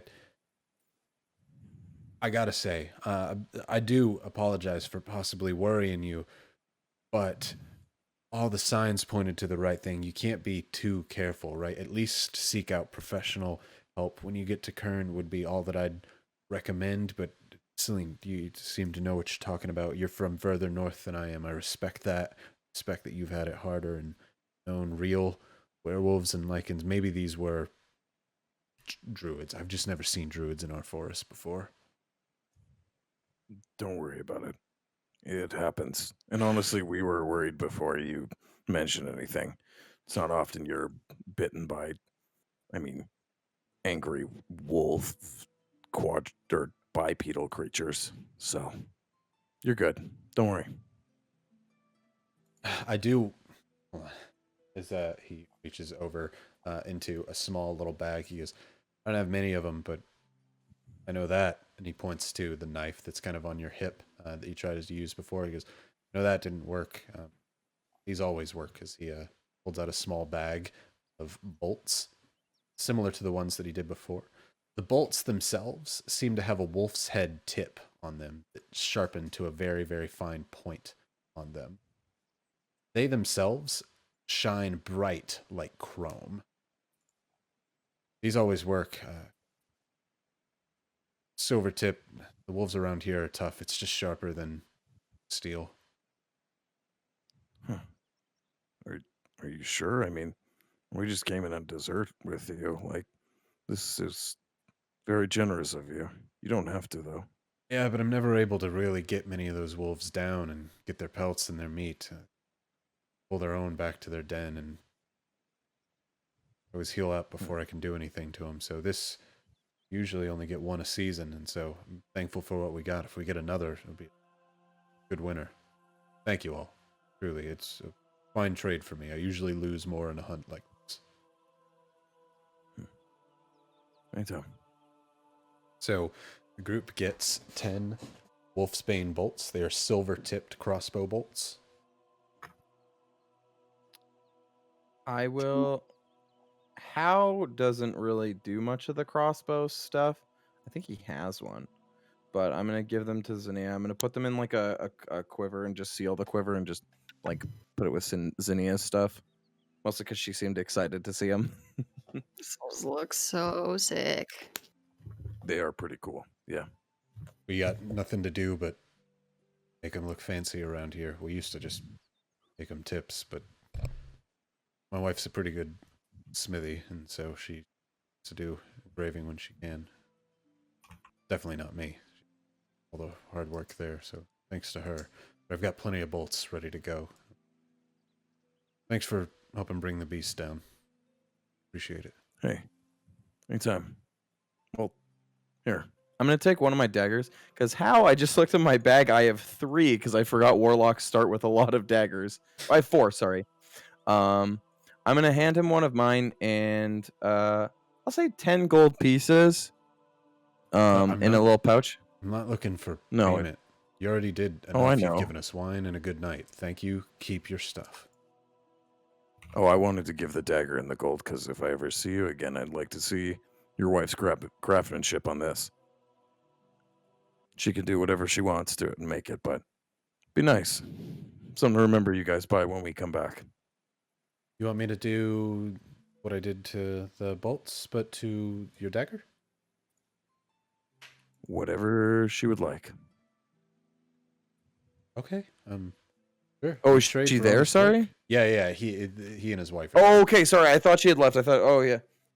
Well, honestly, yeah, whatever you want to make, you could make it silver, you could make it more ornate, you could okay. I don't know, you could turn it into another crossbow bolt for all I care. Just I like to collect things to remember people by, and I'd like to pay you for your work.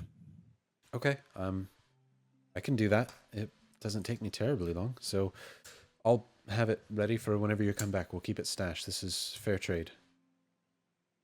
Sounds good.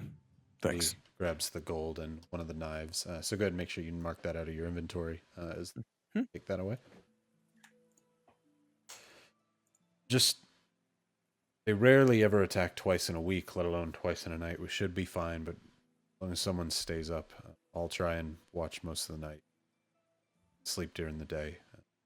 Dude. So you're safe here. Get some sleep near the fire. I'll be up on the top of the watchtower.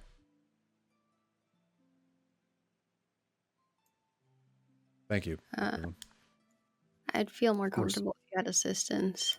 You know, our attack against them might have provoked something. It could be down numbers, but they all did get away. You're the ones who would be on the ground. I would yell out if they were coming. I'll be watching. I do this nightly, but I'm not going to stop you from staying awake if you'd like to be.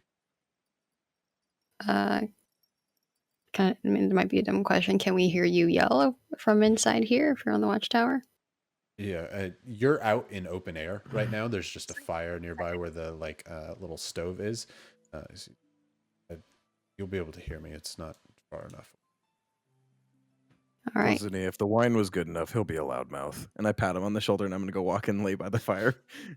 As Hal pulls out the pack. You're all now, those who need it, covered in thick woolen vests with heavy wolf's fur on them.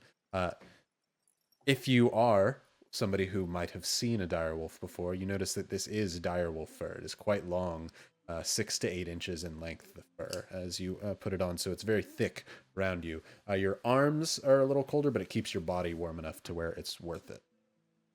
So you have some winter garb now. Cool. Yay.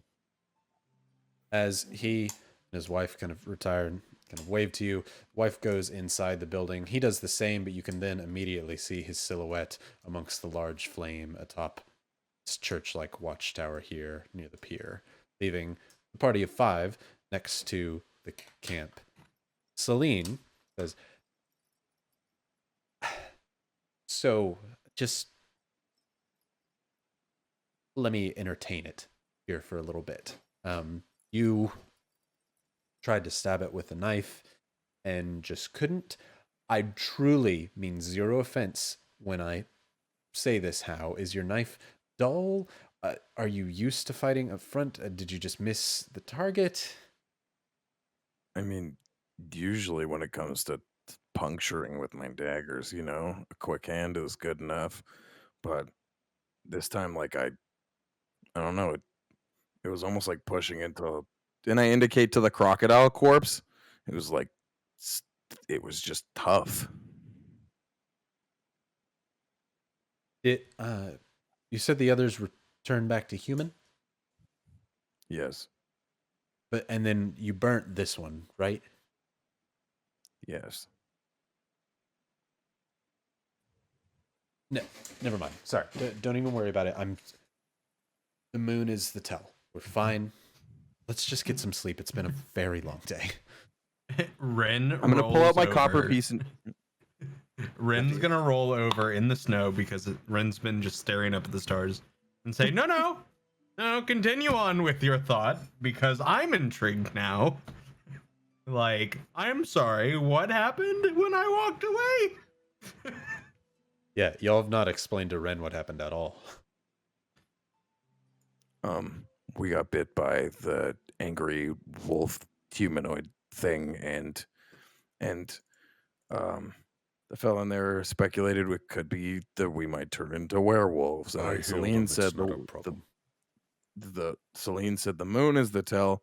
Now Celine is backpedaling, and I'm going to show my copper piece that I use for detect thoughts. You should finish your sentence like Ren said, Celine. You hold up a copper piece. She's like, "You don't have to pay me.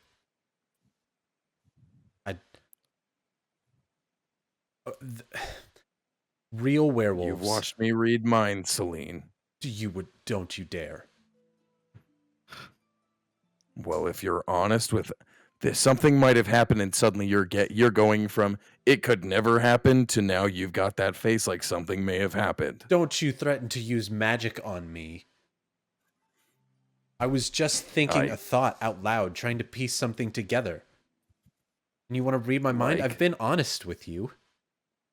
I trust your honesty, but when apparently not, you think you're going to have to read my mind? Because there's something that you're putting together that I am not. So you have more experience in this. I need your experience. It is a non-issue. Real werewolves and lycans cannot be pierced by non-silvered weapons. That's not what happened because there is no full moon outside. It is a non-issue thought. But good to know that you won't trust me as she rolls over in her pouch or her sleeping bag. My dagger's not silvered. And your arms aren't strong. She kind of puts her head on the pillow. You know what? You guys set up camp here. I'm gonna take a walk. And how's gonna go? Hal begins to walk away. Robert says, "Come on, just stay at the fire." Ren's gonna do that weird like jump up thing off the ground. I want to see how good this happens because it's gonna be roll an acrobatics. It's a 2. I Ooh. rolled a 2. You overdo plus 1, it. so it's a 3. And your face goes right into the dirt. As everybody wasn't watching you do this, you take 1 bludgeoning damage. I'll take it. As I get back up, wipe the snow off, and follow after Hal. Because I know what happens when the party splits. Robert looks to you, Zinnia, and says, "It's a warm fire. It's late at night. What? Thought everybody would have peed by now." He just lays his head back down in his bedroll. Ren, and now Zinnia, are you staying at the fire? I kind of want to just sit up and watch how far Hal goes, and like And then if he gets if he gets too far in a snowstorm, I kind of want to make sure he's safe. You sit by the fire for a little bit, just kind of keeping an eye back towards your party. Ren, you kind of quickly follow up behind Hal, like, "Hal, get up!" before catching up quickly. How are you going further into the forest where I think you're going?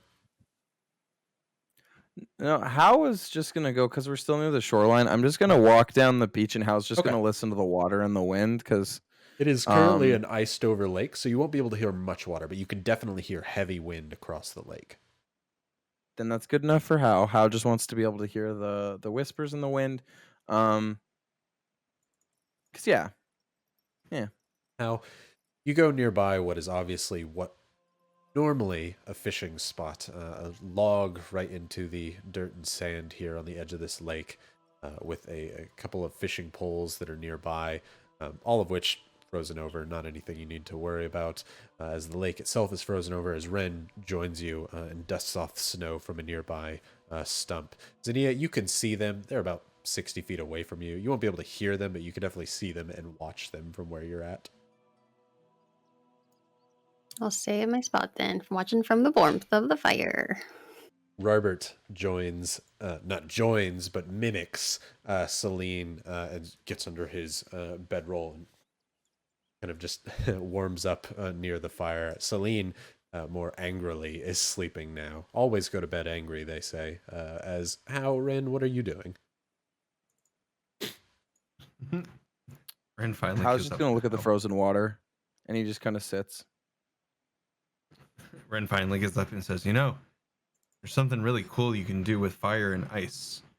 It's kind of, how you like skip stones? And then Ren's gonna angle a firebolt, a blue firebolt, to skip along the ice.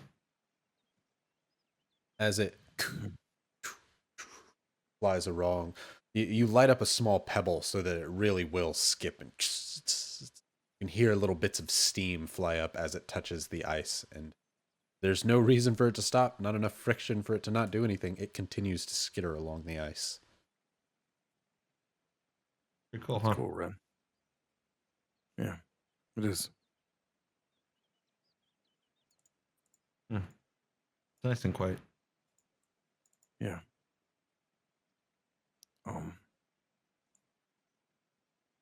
Couple things. Why did you leave? Did we do something that upset you? No, I didn't need to be there. I don't know. We did a pretty good job of scaring off most of it, and to be completely honest, had we have not taken care of that issue, they probably would have came for that family anyway. So, it's a good thing. It's just I didn't need to be there for it. You guys had that handled. Fair enough. Not upset. If that's what you're wondering. Just figured I'd check. It's been a long, weird travel so far, and I'm ready to get to Kern. Yeah. Ready to see some faces I haven't seen in a while.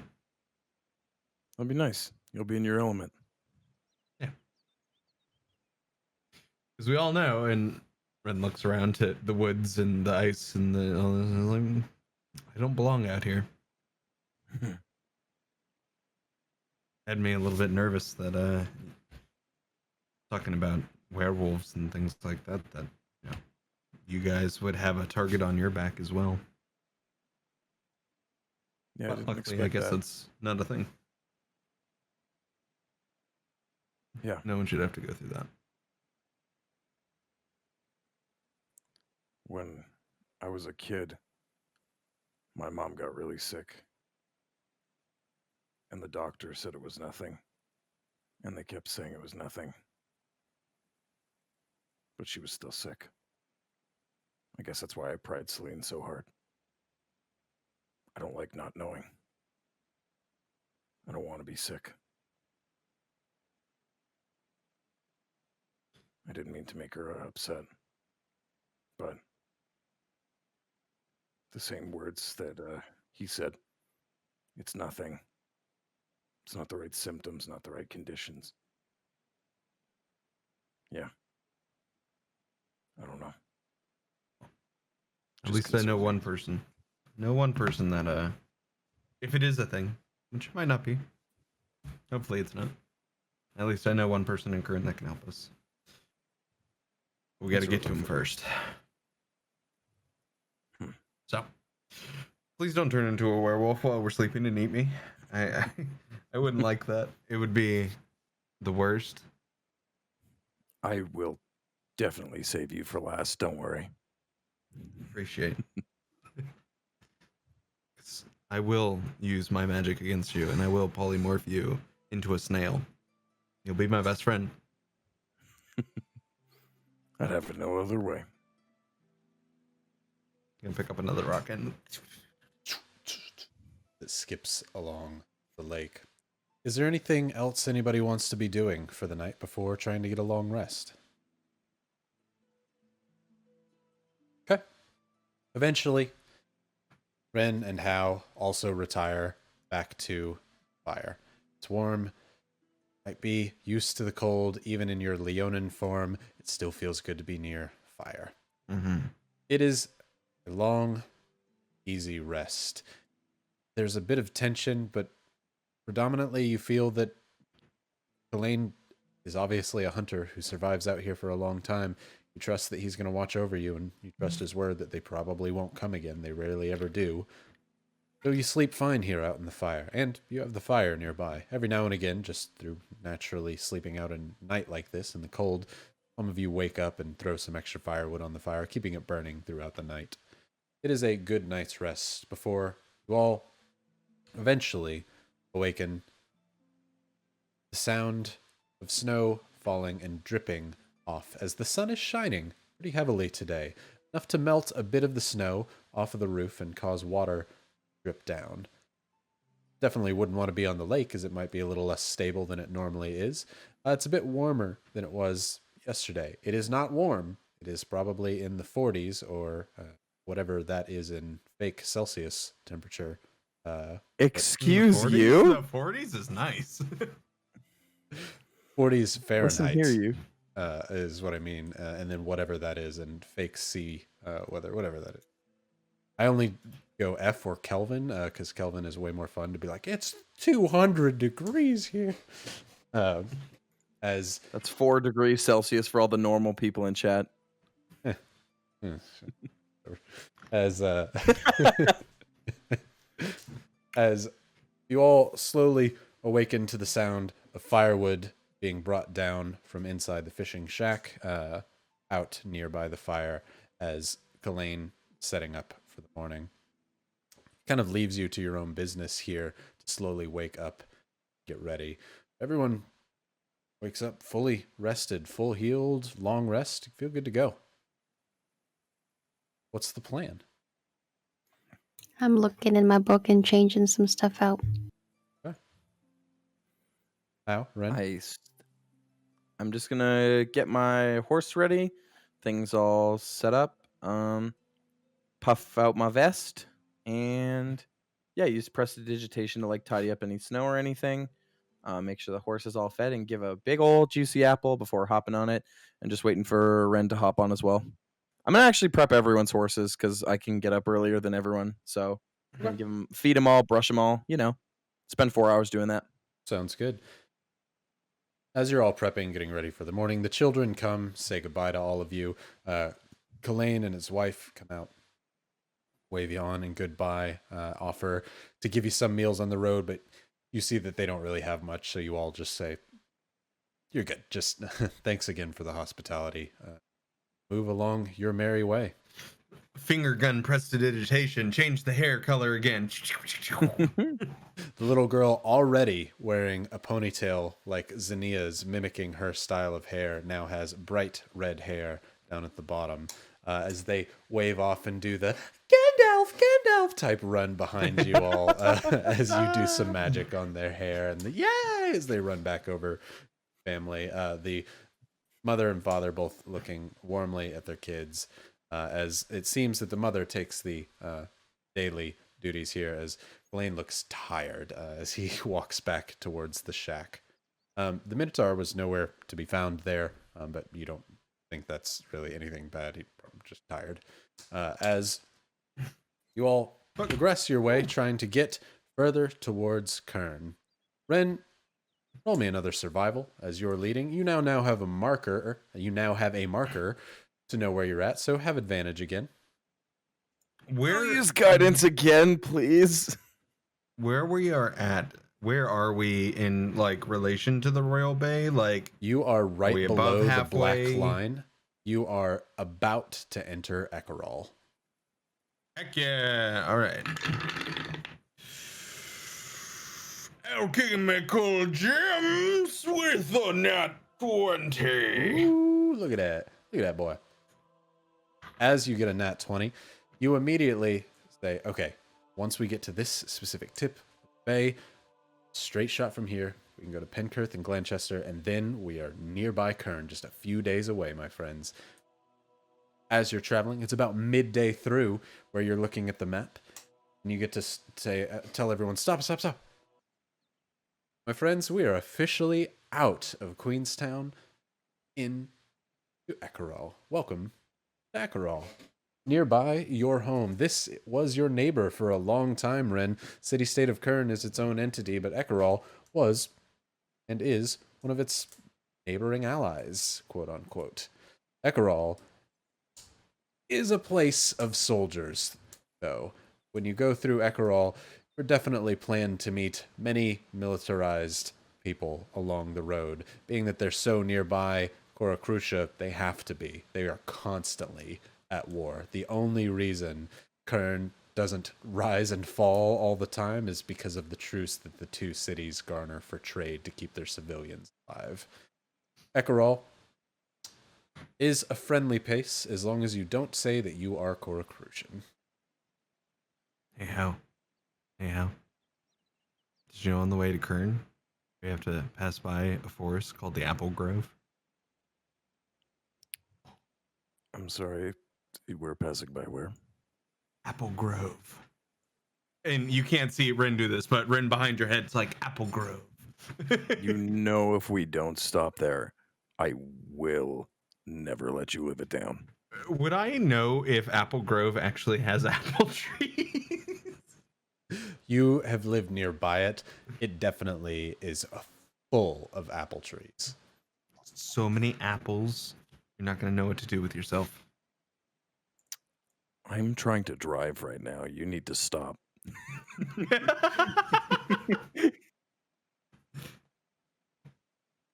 As wait, hey, the country is called Colonies of the Queen. Cough, both statements would be true, though. Did I say something contrary to that statement? I must have said something different. I might have said How country. dare you. I don't know. I said something wrong, but it's my fault. As you're now in Ekerall, it's probably going to be a 2 days trip from where you're at before you get to Penkirth and Glanchester, and then another 2 days before you could get to Kern, if you don't stop at Apple Grove. But I mean, that doesn't seem to be an option. What's the plan? Quick stop. 1 or 2 apples. Be all right. Okay. With your nat And by 20, 1 or 2 apples, I mean 1 or 2 apple trees. Yeah, I look at Ren like over my shoulder while we're like riding, and I do the whole thing of like start to pull us over when he says 1 or 2 apples. Then he says trees, and I ride us back on the road and nod. tree.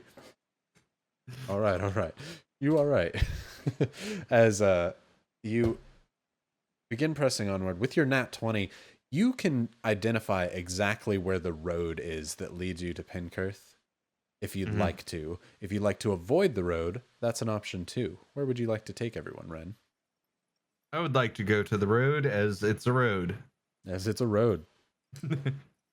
With that, you have no problem getting everybody there. By the end of the day, you are on the road. You know that the next day will be road travel. It will be far safer, as long as you don't run into bandits, than anything outside of the road. Ekerall is a dangerous place after all, home to many elementals. It's advised to stay on the road as best you can. Just wait for some bandits to come by. They'll learn about the exploding horses. The what? Scribble? Oh, what? Wait. Sorry. Zinnia? Can you bring up the map? I don't know if I'm looking at an updated map or not, but I keep on hearing Ekerall and I don't You might be looking see... at Egron. Hurrah. I'm guessing. Oh. Yeah, you do Yep. have the old map then. Yeah, How do you know well, about the new map? The new map is definitely on new the map. drive. Get the new map. Yeah. well, Get the new Here's map. I got the new map. I go to the World Info channel and I click the World Info channel. And Wrong. Wrong. How dare you? Oh. Stopping at Kakarot. Alrighty. Well, Yeah, We'll get talk you a new offline. map. Yeah, we'll get you a new we'll map. talk offline. Yeah. So, you know that going to the road that gets you to where Penkirth and Ekerall and Glanchester is, you're gonna go right near Falkirk, the predominant fort on the southern edge of Ekerall. Your chances of running into Ekerallian soldiers are very, very high as you go through here. You plan for that. You tell everyone, like, hey. Well, actually, it's up to you if you tell everybody. We are not Koracrusans. We have never been Koracrusans. We will never support the Koracrusans. Is that clear, everybody? Yeah, good? Good. What's a Ekerall Koracrushan? is not... people on the other side of Kern.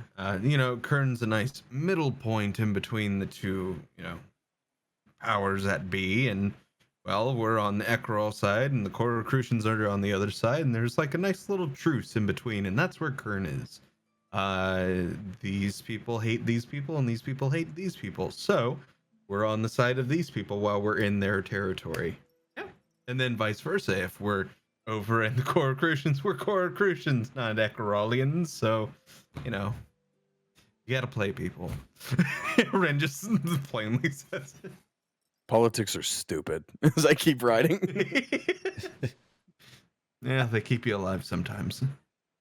As you all get to the road, it's time to bed down for the night. You're not worried about any sort of danger. There is no forest nearby. There is only the Falkirk keep. Any sort of danger that might be nearby that's natural, not anything you're going to have to worry about because it's been dealt with by the military from near here. People may come up, but that's just part of traveling on the road. You all get a fairly good night's sleep and wake up the next morning refreshed and ready to head onto the road and get to the bridge to get across and start your journey, trying to get as close to Kern as possible.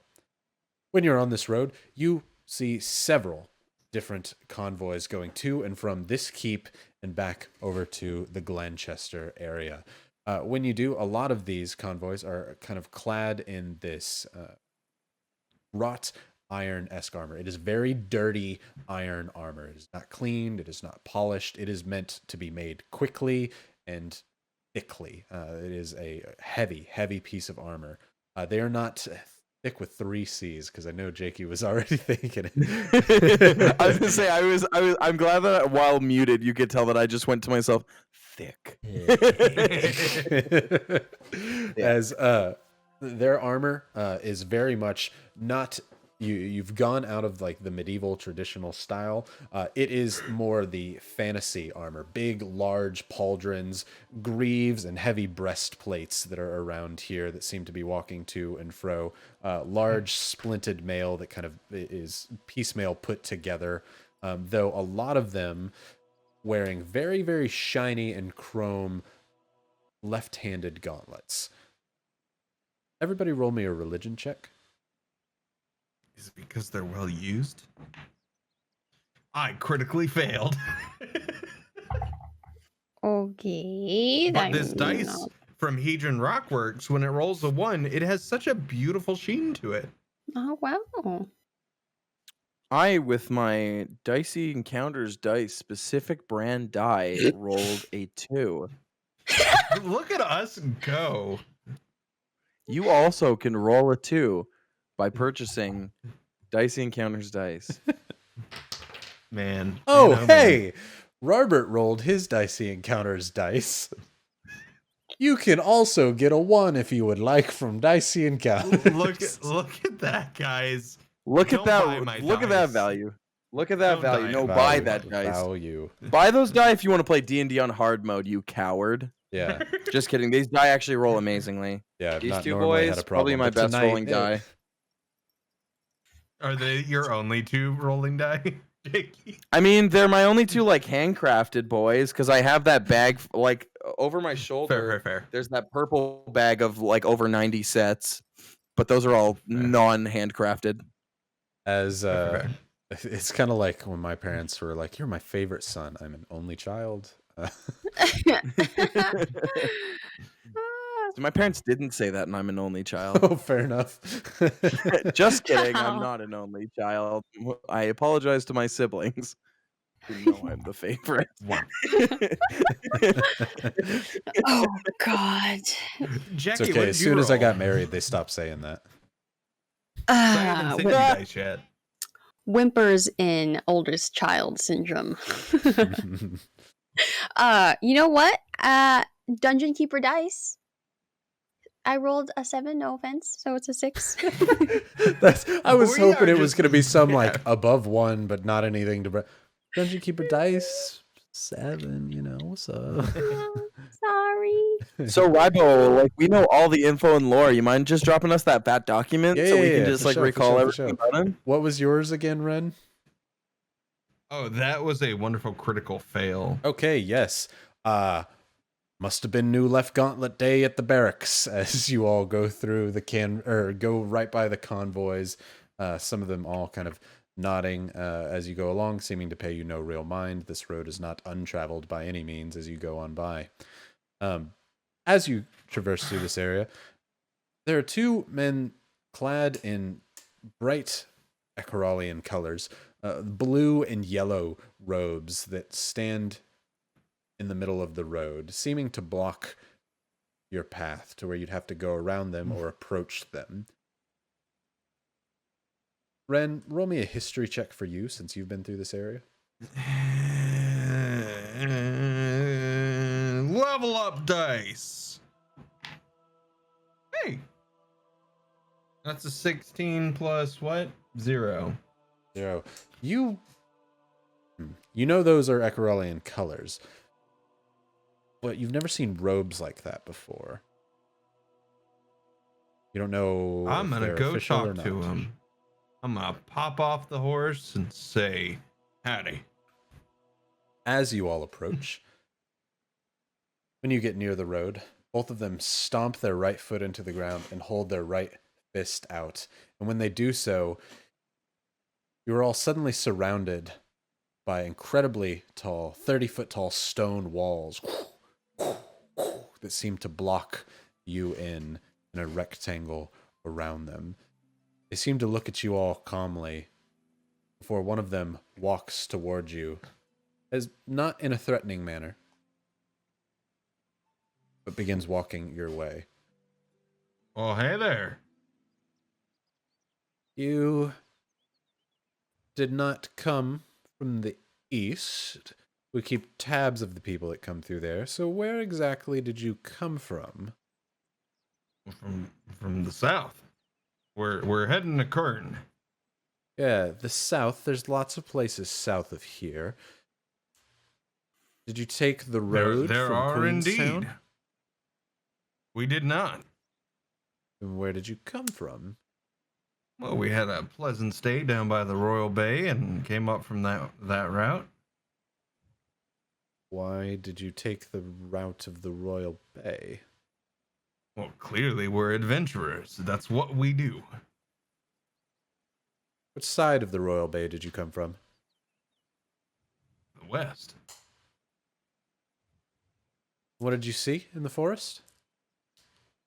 We didn't go in the forest. Skirted the bay Like the I whole said, time. we skirted the bay the whole time. Go ahead and roll a persuasion. All right. Let me come at you with a 29. With my plus Does he believe? 10. Does he believe it? Failure. Hey, Rybo, did he Failure. pass?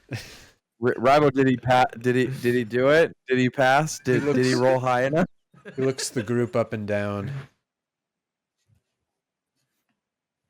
Forgive me, you don't look to be from Queenstown, and you carry Queenstown stallions and steeds. And telling me where you got those? Yeah, sure. We saved a dying man, and in his return, he gave us free horses. Pretty easy story. I know. I was gonna hold up the note. I mean, you can check the note. He didn't leave much else. He's gonna walk up. Do you mind? He's a small young man. He's got one kind of cataract in his left eye and a bruised and battered face as he takes the hood of his robe off. He's got very short, kind of spiky brown hair as he reaches up for the note. Let him have it. On the condition, I'm allowed to tell you how cool the Stonewall thing is. And then I hand him the note. Hand him the note. He goes, "We get that a lot." See ya. Looks down Honestly, at the note. fair. Oh, okay. This is from Jez then. You betcha. You know who he is. Makes good horses. His family does. Not quite the looker, is he? But honest man. So he raises his hand as the walls crumble all around you and go back into the earth from below. Dust kind of settling and falling as they do so. You have to be careful that people don't steal horses from Queenstown and bring them into our land. Don't want to start any wars that we don't tend to finish. You understand, I That hope. checks. Oh, Yeah. of course. Hands you the note back. How'd Thanks. you do that? The walls. Magic, I believe. Am I correct? Sorry.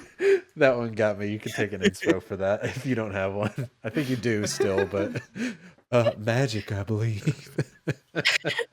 Sorry. Uh, we train in geomancy here in Ekerall. Ooh. Let's see. That's a term I didn't hear before. Ren. Thank you very much. Now I know geomancy. They're is a rock wizards. thing. You I haven't never- heard about the famous rock wizard who flunked out of school? Oh, man. I'm sure No. you've heard about him. I won't give you the GFY if you can tell me his name.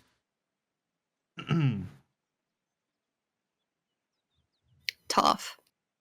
No, it's really good. It's really good. It was Flunkerton. You got the last name. The first name is Ah. a stone. Get a lot of them in Zelda. Rupees. It's an No, alliteration. Shut up, Will, because I was gonna say Flint. Will got it before you, but no, I won't give you the GFY. Flint Flunkerton. Flint Flunkerton, man. Right? That's what I'm talking about. Oh, Everybody you never knows been to the about Flint ROCK, Flunkerton. the school of geomancy, man? Oh, bruh. See? These Yeah. are my people. I'd See, be honest with you. If you, as you mentioned, Flint, they say we don't say that Flint. We don't. So yeah, we do very well with geomancy here. Huh. Inspo for Cool. Will. Inspo for Will. Will can have an inspo. So you're wizards. That means you guys have scrolls and stuff. I've been looking for these scrolls for a hot minute. Do you know anywhere that sells them? And I pull out my list of scrolls because I realize these are all wizard boys. The list I want. Yeah, we have some that different depots may sell, but the best bet's going to be in Kern for a wider selection. He takes a look at your spell list. What do you have on there? I'm taking Will's inspo because he gave it to me. Thanks, Will. I'm just. Why would you pulling do that, Will? open. Okay. So I have on the list Tiny Hut. It lists Leomund's Tiny Hut and Tiny Hut twice, but they're the same spell, which is Tiny Hut unorthodox and is confusing. the non-PHP. It's the generic rules version that anybody can use. It's the free license version. Oh. Yeah. Huh. So Leomund's is just the one that comes in the player's handbook. So you just can't call it Leomund's if you want to use it outside of D&D. Cool. Good to know. It's Yeah. So Flint's. Flint Flunkertons. Tiny Hut. so Tiny Hut. Purify food and drink. And you know what? For funsies, water breathing and water walk. Because those are all. I have the full list of all the ones I can get. He looks over to his friend here and just kind of laughs. For wizards, you would very much expect these to be scholarly acting people, especially for how kind of dainty they look, though they definitely look like they've been a few rounds. No, sorry, we definitely don't keep any those kind of scrolls. You're gonna find better luck in Kern, friend. Also, or it's also detect magic and identify. Either of those. Those are pretty simple ones. Might have I detect realized I forgot magic. that wasn't. Okay. Noted. You don't know how to cast it? No, unfortunately, I've put my expertise elsewhere, and I'd like to add it to my spell book. Hold on. He reaches into his robes. He goes, here. He throws his spell book at you. Take a minute. Copy what I have down. Oh, thanks. That's very kind of you. No problem. Because I- any friend of Flint Flunkerton, right? Right? Don't. And I said Ren Don't ruin this Ren porno. just like moves off and away. starts to move back. As you're taking the books, he does come over and says, I do have to make introductions. Here, what's your name? As he looks over to Celine with a smile on his face. As she's like, Celine, nice to meet you. He goes, Jerry, nice to meet you. He has just like an awkward laugh as she goes, yep. She kind of doesn't pay him. Yeah, so whenever you're finished with that book, just let me know. I just realized I got to pick starting ones, and I picked Identify as one of my starting ones, so I don't know why I asked for Identify. I didn't notice that in my spell list. That would have been helpful to use. Anywho, yes. When I finish it up and copy it in, now with Detect Magic, I hand it back to him. It takes you a bit of time. You'll just kind of park it there for a little while with these wizards, as Hal basically says, like, hey, this would be really beneficial for me to be able to copy this down. He's like, we're not doing anything. We have to just wait here and catch people who pass. Many caravans come. It takes you about an hour to be able to copy this down properly. Many caravans come and go, many stopping to talk to the wizards as you're holding their spell book. He's seemingly allowing you to look through it freely. As you notice the dispel magic and copy it down. Do you look at all further through his book, or do you just take what's given to you and give it back? I mean, if he's given permission to like look through it, like I'll like give a brief glance. Say one way or another. He just threw the book at you and said, "Take a look at his dispel magic." But it's up to you on what you do. Okay, I will respectfully hand it back to him after looking at dispel magic. Okay. Just because one man's spell book could be their treasure, so I don't want to be prying and stuff. You throw it back to him. It's a tattered old book. It is definitely made with good paper and it's quality stuff, but it seems to be tattered from wear and tear, not old age. Definitely a warrior wizard's book if there were to be one. You hand it back to him. Okay, you're going to Kern. Just head on through. Matter of fact, as you're going through, he writes you a little note. Says, "This way, nobody stops you and searches you in Glenchester. Seem to be all right. Store checks out for the horses. Head on through." Hey, thanks. No problem. By this point, Rin's hopped on the horse with Robert and is whispering in Robert's ear. So Flint Flunkerton is like the coolest dude, like one of the best wizards I've ever met. Underneath Marcus, of course, but like, man, cool dude. I'm gonna give you the GF1. I'm going for it. Flint is my friend. Hal waits for his horse buddy, pauses, and hears what he's talking about, and goes, "Thank God," and rides forward. As you all begin going forward, trying to make your way to Glenchester and Kurth. It is a fast ride since you're trying to make up for the time that you lost stopping with these wizards, but you see the town in the distance and that kind of invigorates you to keep going. You can definitely stop here for the night. Do you have any intention on looking for anything in this town or staying here, or are you just using this as a pass through to get on to Kern? I vote pass through. Yeah, that's where I'm at. Hal wants Tiny Hut more than he wants to breathe right now.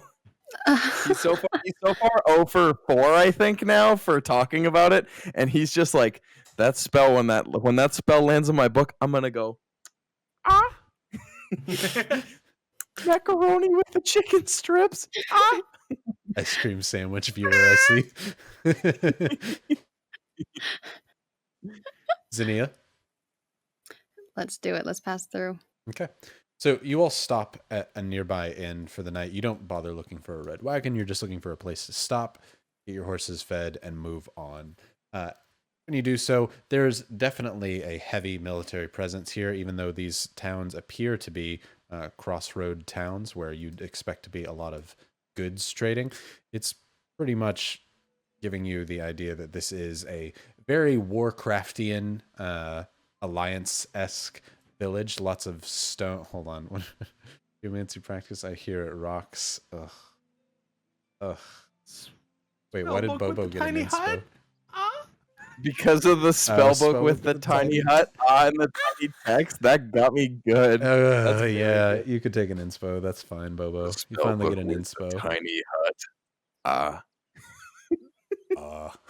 Yes.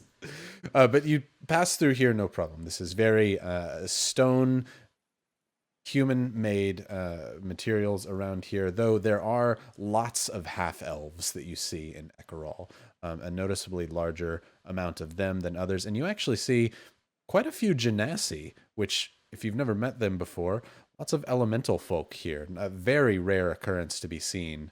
But Ekerall, it's not uncommon at all. This is a very elementally attuned location. You pass through.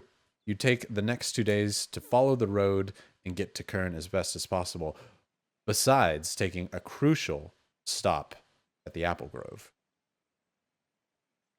You can see it. This is it. This is it. Like a This is it, checkerboard Hal. pattern of red and green. Apples as far as the eye can see. How this is like finding better porridge just sitting at the table ready for you on Sunday morning. This is Can I- Grove of Apples. Zinnia? Just really quickly. Yeah. So sorry, I am misunderstanding. I'm not. Do we take a quick sleep? You're gonna take a in- long rest in you're gonna sleep there at the Okay. inn and then pass through. Instead Before I- of stopping to do anything. I long rest. Right. I want to pull aside How Ooh, okay. Uh-oh. to make sure Celine doesn't see it too. Maybe like our room or Okay, whatever. so as you're in the inn, you can go knock Yeah. on Hal's door. Hey, How? hey, what's up? Can I just talk to you really quickly? And I shuffle in. I don't even say, just in Yep. case. And I How on the shoulders, and I remove curse, just in case. Just in case. Okay. Do you feel different? Hal, as Um, you're standing there, Zinnia, describe the magic and how it looks when you remove curse. Right. Because of WandaVision, all I can imagine is like fingers now red power, but that's not how it looks. It's really just Why does she like- have to use her hands for her powers at all? It doesn't make. I'm sorry. if she's so powerful, why didn't? It's the most So right, most powerful than Supreme, and like Right. Yeah. Because there's Shoulder. still somatic and verbal components. Boom. Right. Go, right. Shoulders, fingertips, and I imagine them like coursing through his veins in a sort like it kind of just follows like the vein path and diverting like the trees and stuff as veins do, and kind of go from like head to toe all the way through, just remove and curse. As she places her hands on your shoulders, her hands begin to glow a bright red like before as you kind of go, hey, as your veins begin to glow red, going down the opposite side of your arm, following down through your chest, down to your leg, back up to the spot where you were bitten once before. I need you to make a con save, Hal. You lose connection with chat. Oh,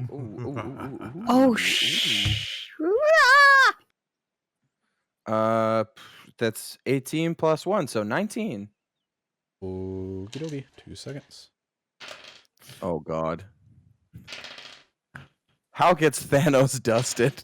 no! I don't feel so good, Zinnia. As the bite is over, left side near where your heart is, this hits you heavy. As soon as the red begins to burn, it feels like someone is cauterizing a wound inside your heart. You can feel it. There was something there. How you drop to the floor. Zinnia, you begin to see smoke billow out of Hao's chest as you begin writhing on the floor. How you take 34 points of necrotic damage. I heal immediately. Okay, Are you still up? How's gonna like as he feels the pain? How is going to instinctively like just like grab like one of his daggers and just bite the end of it, because knowing Zinnia, she didn't intentionally hurt him, and he doesn't want to wake up this entire tavern, so he is biting through a wooden dagger. As how Or the hilt of it. bites into it. Zinnia, you rush down. You see the smoke begin to pour out of his chest where Hao's heart is, right where the bite landed over, continuing to pour out of him. He looks like he is in horrible, horrible pain. 3rd level cure wounds. How much do you heal him for? Yeah. 5, 6, 16 plus 3, 19. How you continue to feel the burning in your chest before Zania, with her hand, sucks the rest of the smoke out and the heat that's coming from your chest. Immediately, she puts her hand on you, and you begin to feel a cooling sensation.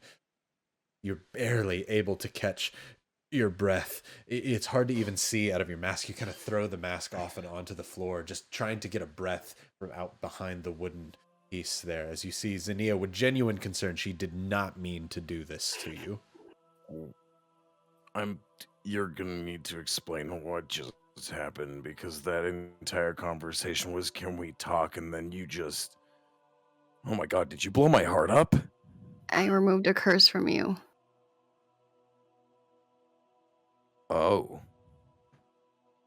In case we Oh. really were affected by the lycanthropy. I wanted to double check. That's why I kind of did it in a room and not in front of Celine, because I didn't want to offend her, but I'm also trying to be more cautious than anything. Yeah, no, you should use that on yourself, but one sec. I'm gonna go over to the waste bin and Hao just vomits. How drenched in sweat, a curse lifted and broken from you that you did not know that you had. Upchuck from the rations from the day before, bits of apples you wish you could get back, or the whispers fill your mind, checking on you. The words flooding in your ears. Guys, I'm good. I'm just gonna need a bit. I hear we're going to an apple grove tomorrow that is going to be worth it, but I'm just gonna need like 5. We're okay. Also, Zania, since you did that, you should do that on yourself, but I'm going to sit with you.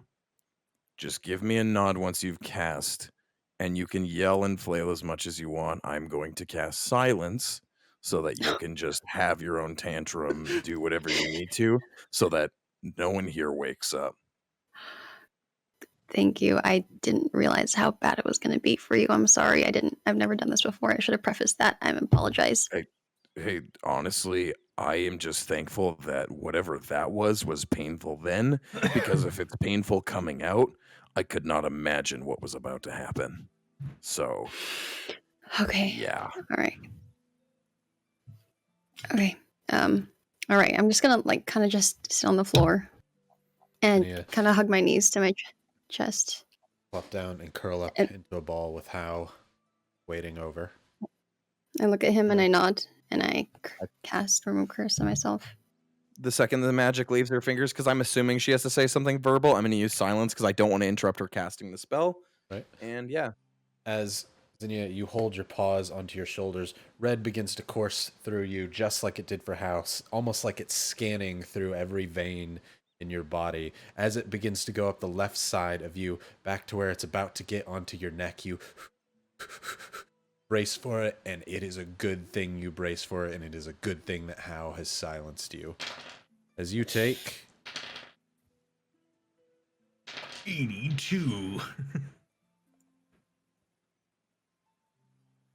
You don't have to roll any more dice. I don't have to. I just have to count. I don't dice. like No, I just noticed it looked like you were about to, and I'm like, that's enough dice, I think. You take 44 points of necrotic damage.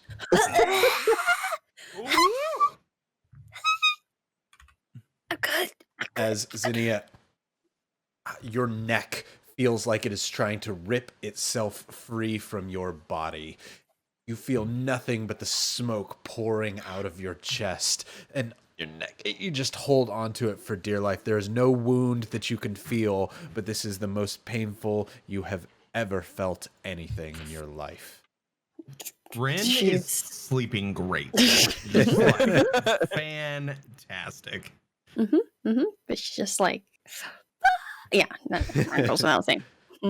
Zinnia does the childlike spin on the floor, just holding the wound. How it pains you to see her do it, but you know there's not really much you can do here before she just has to ride it out, and the last bit of smoke puffs out from your throat.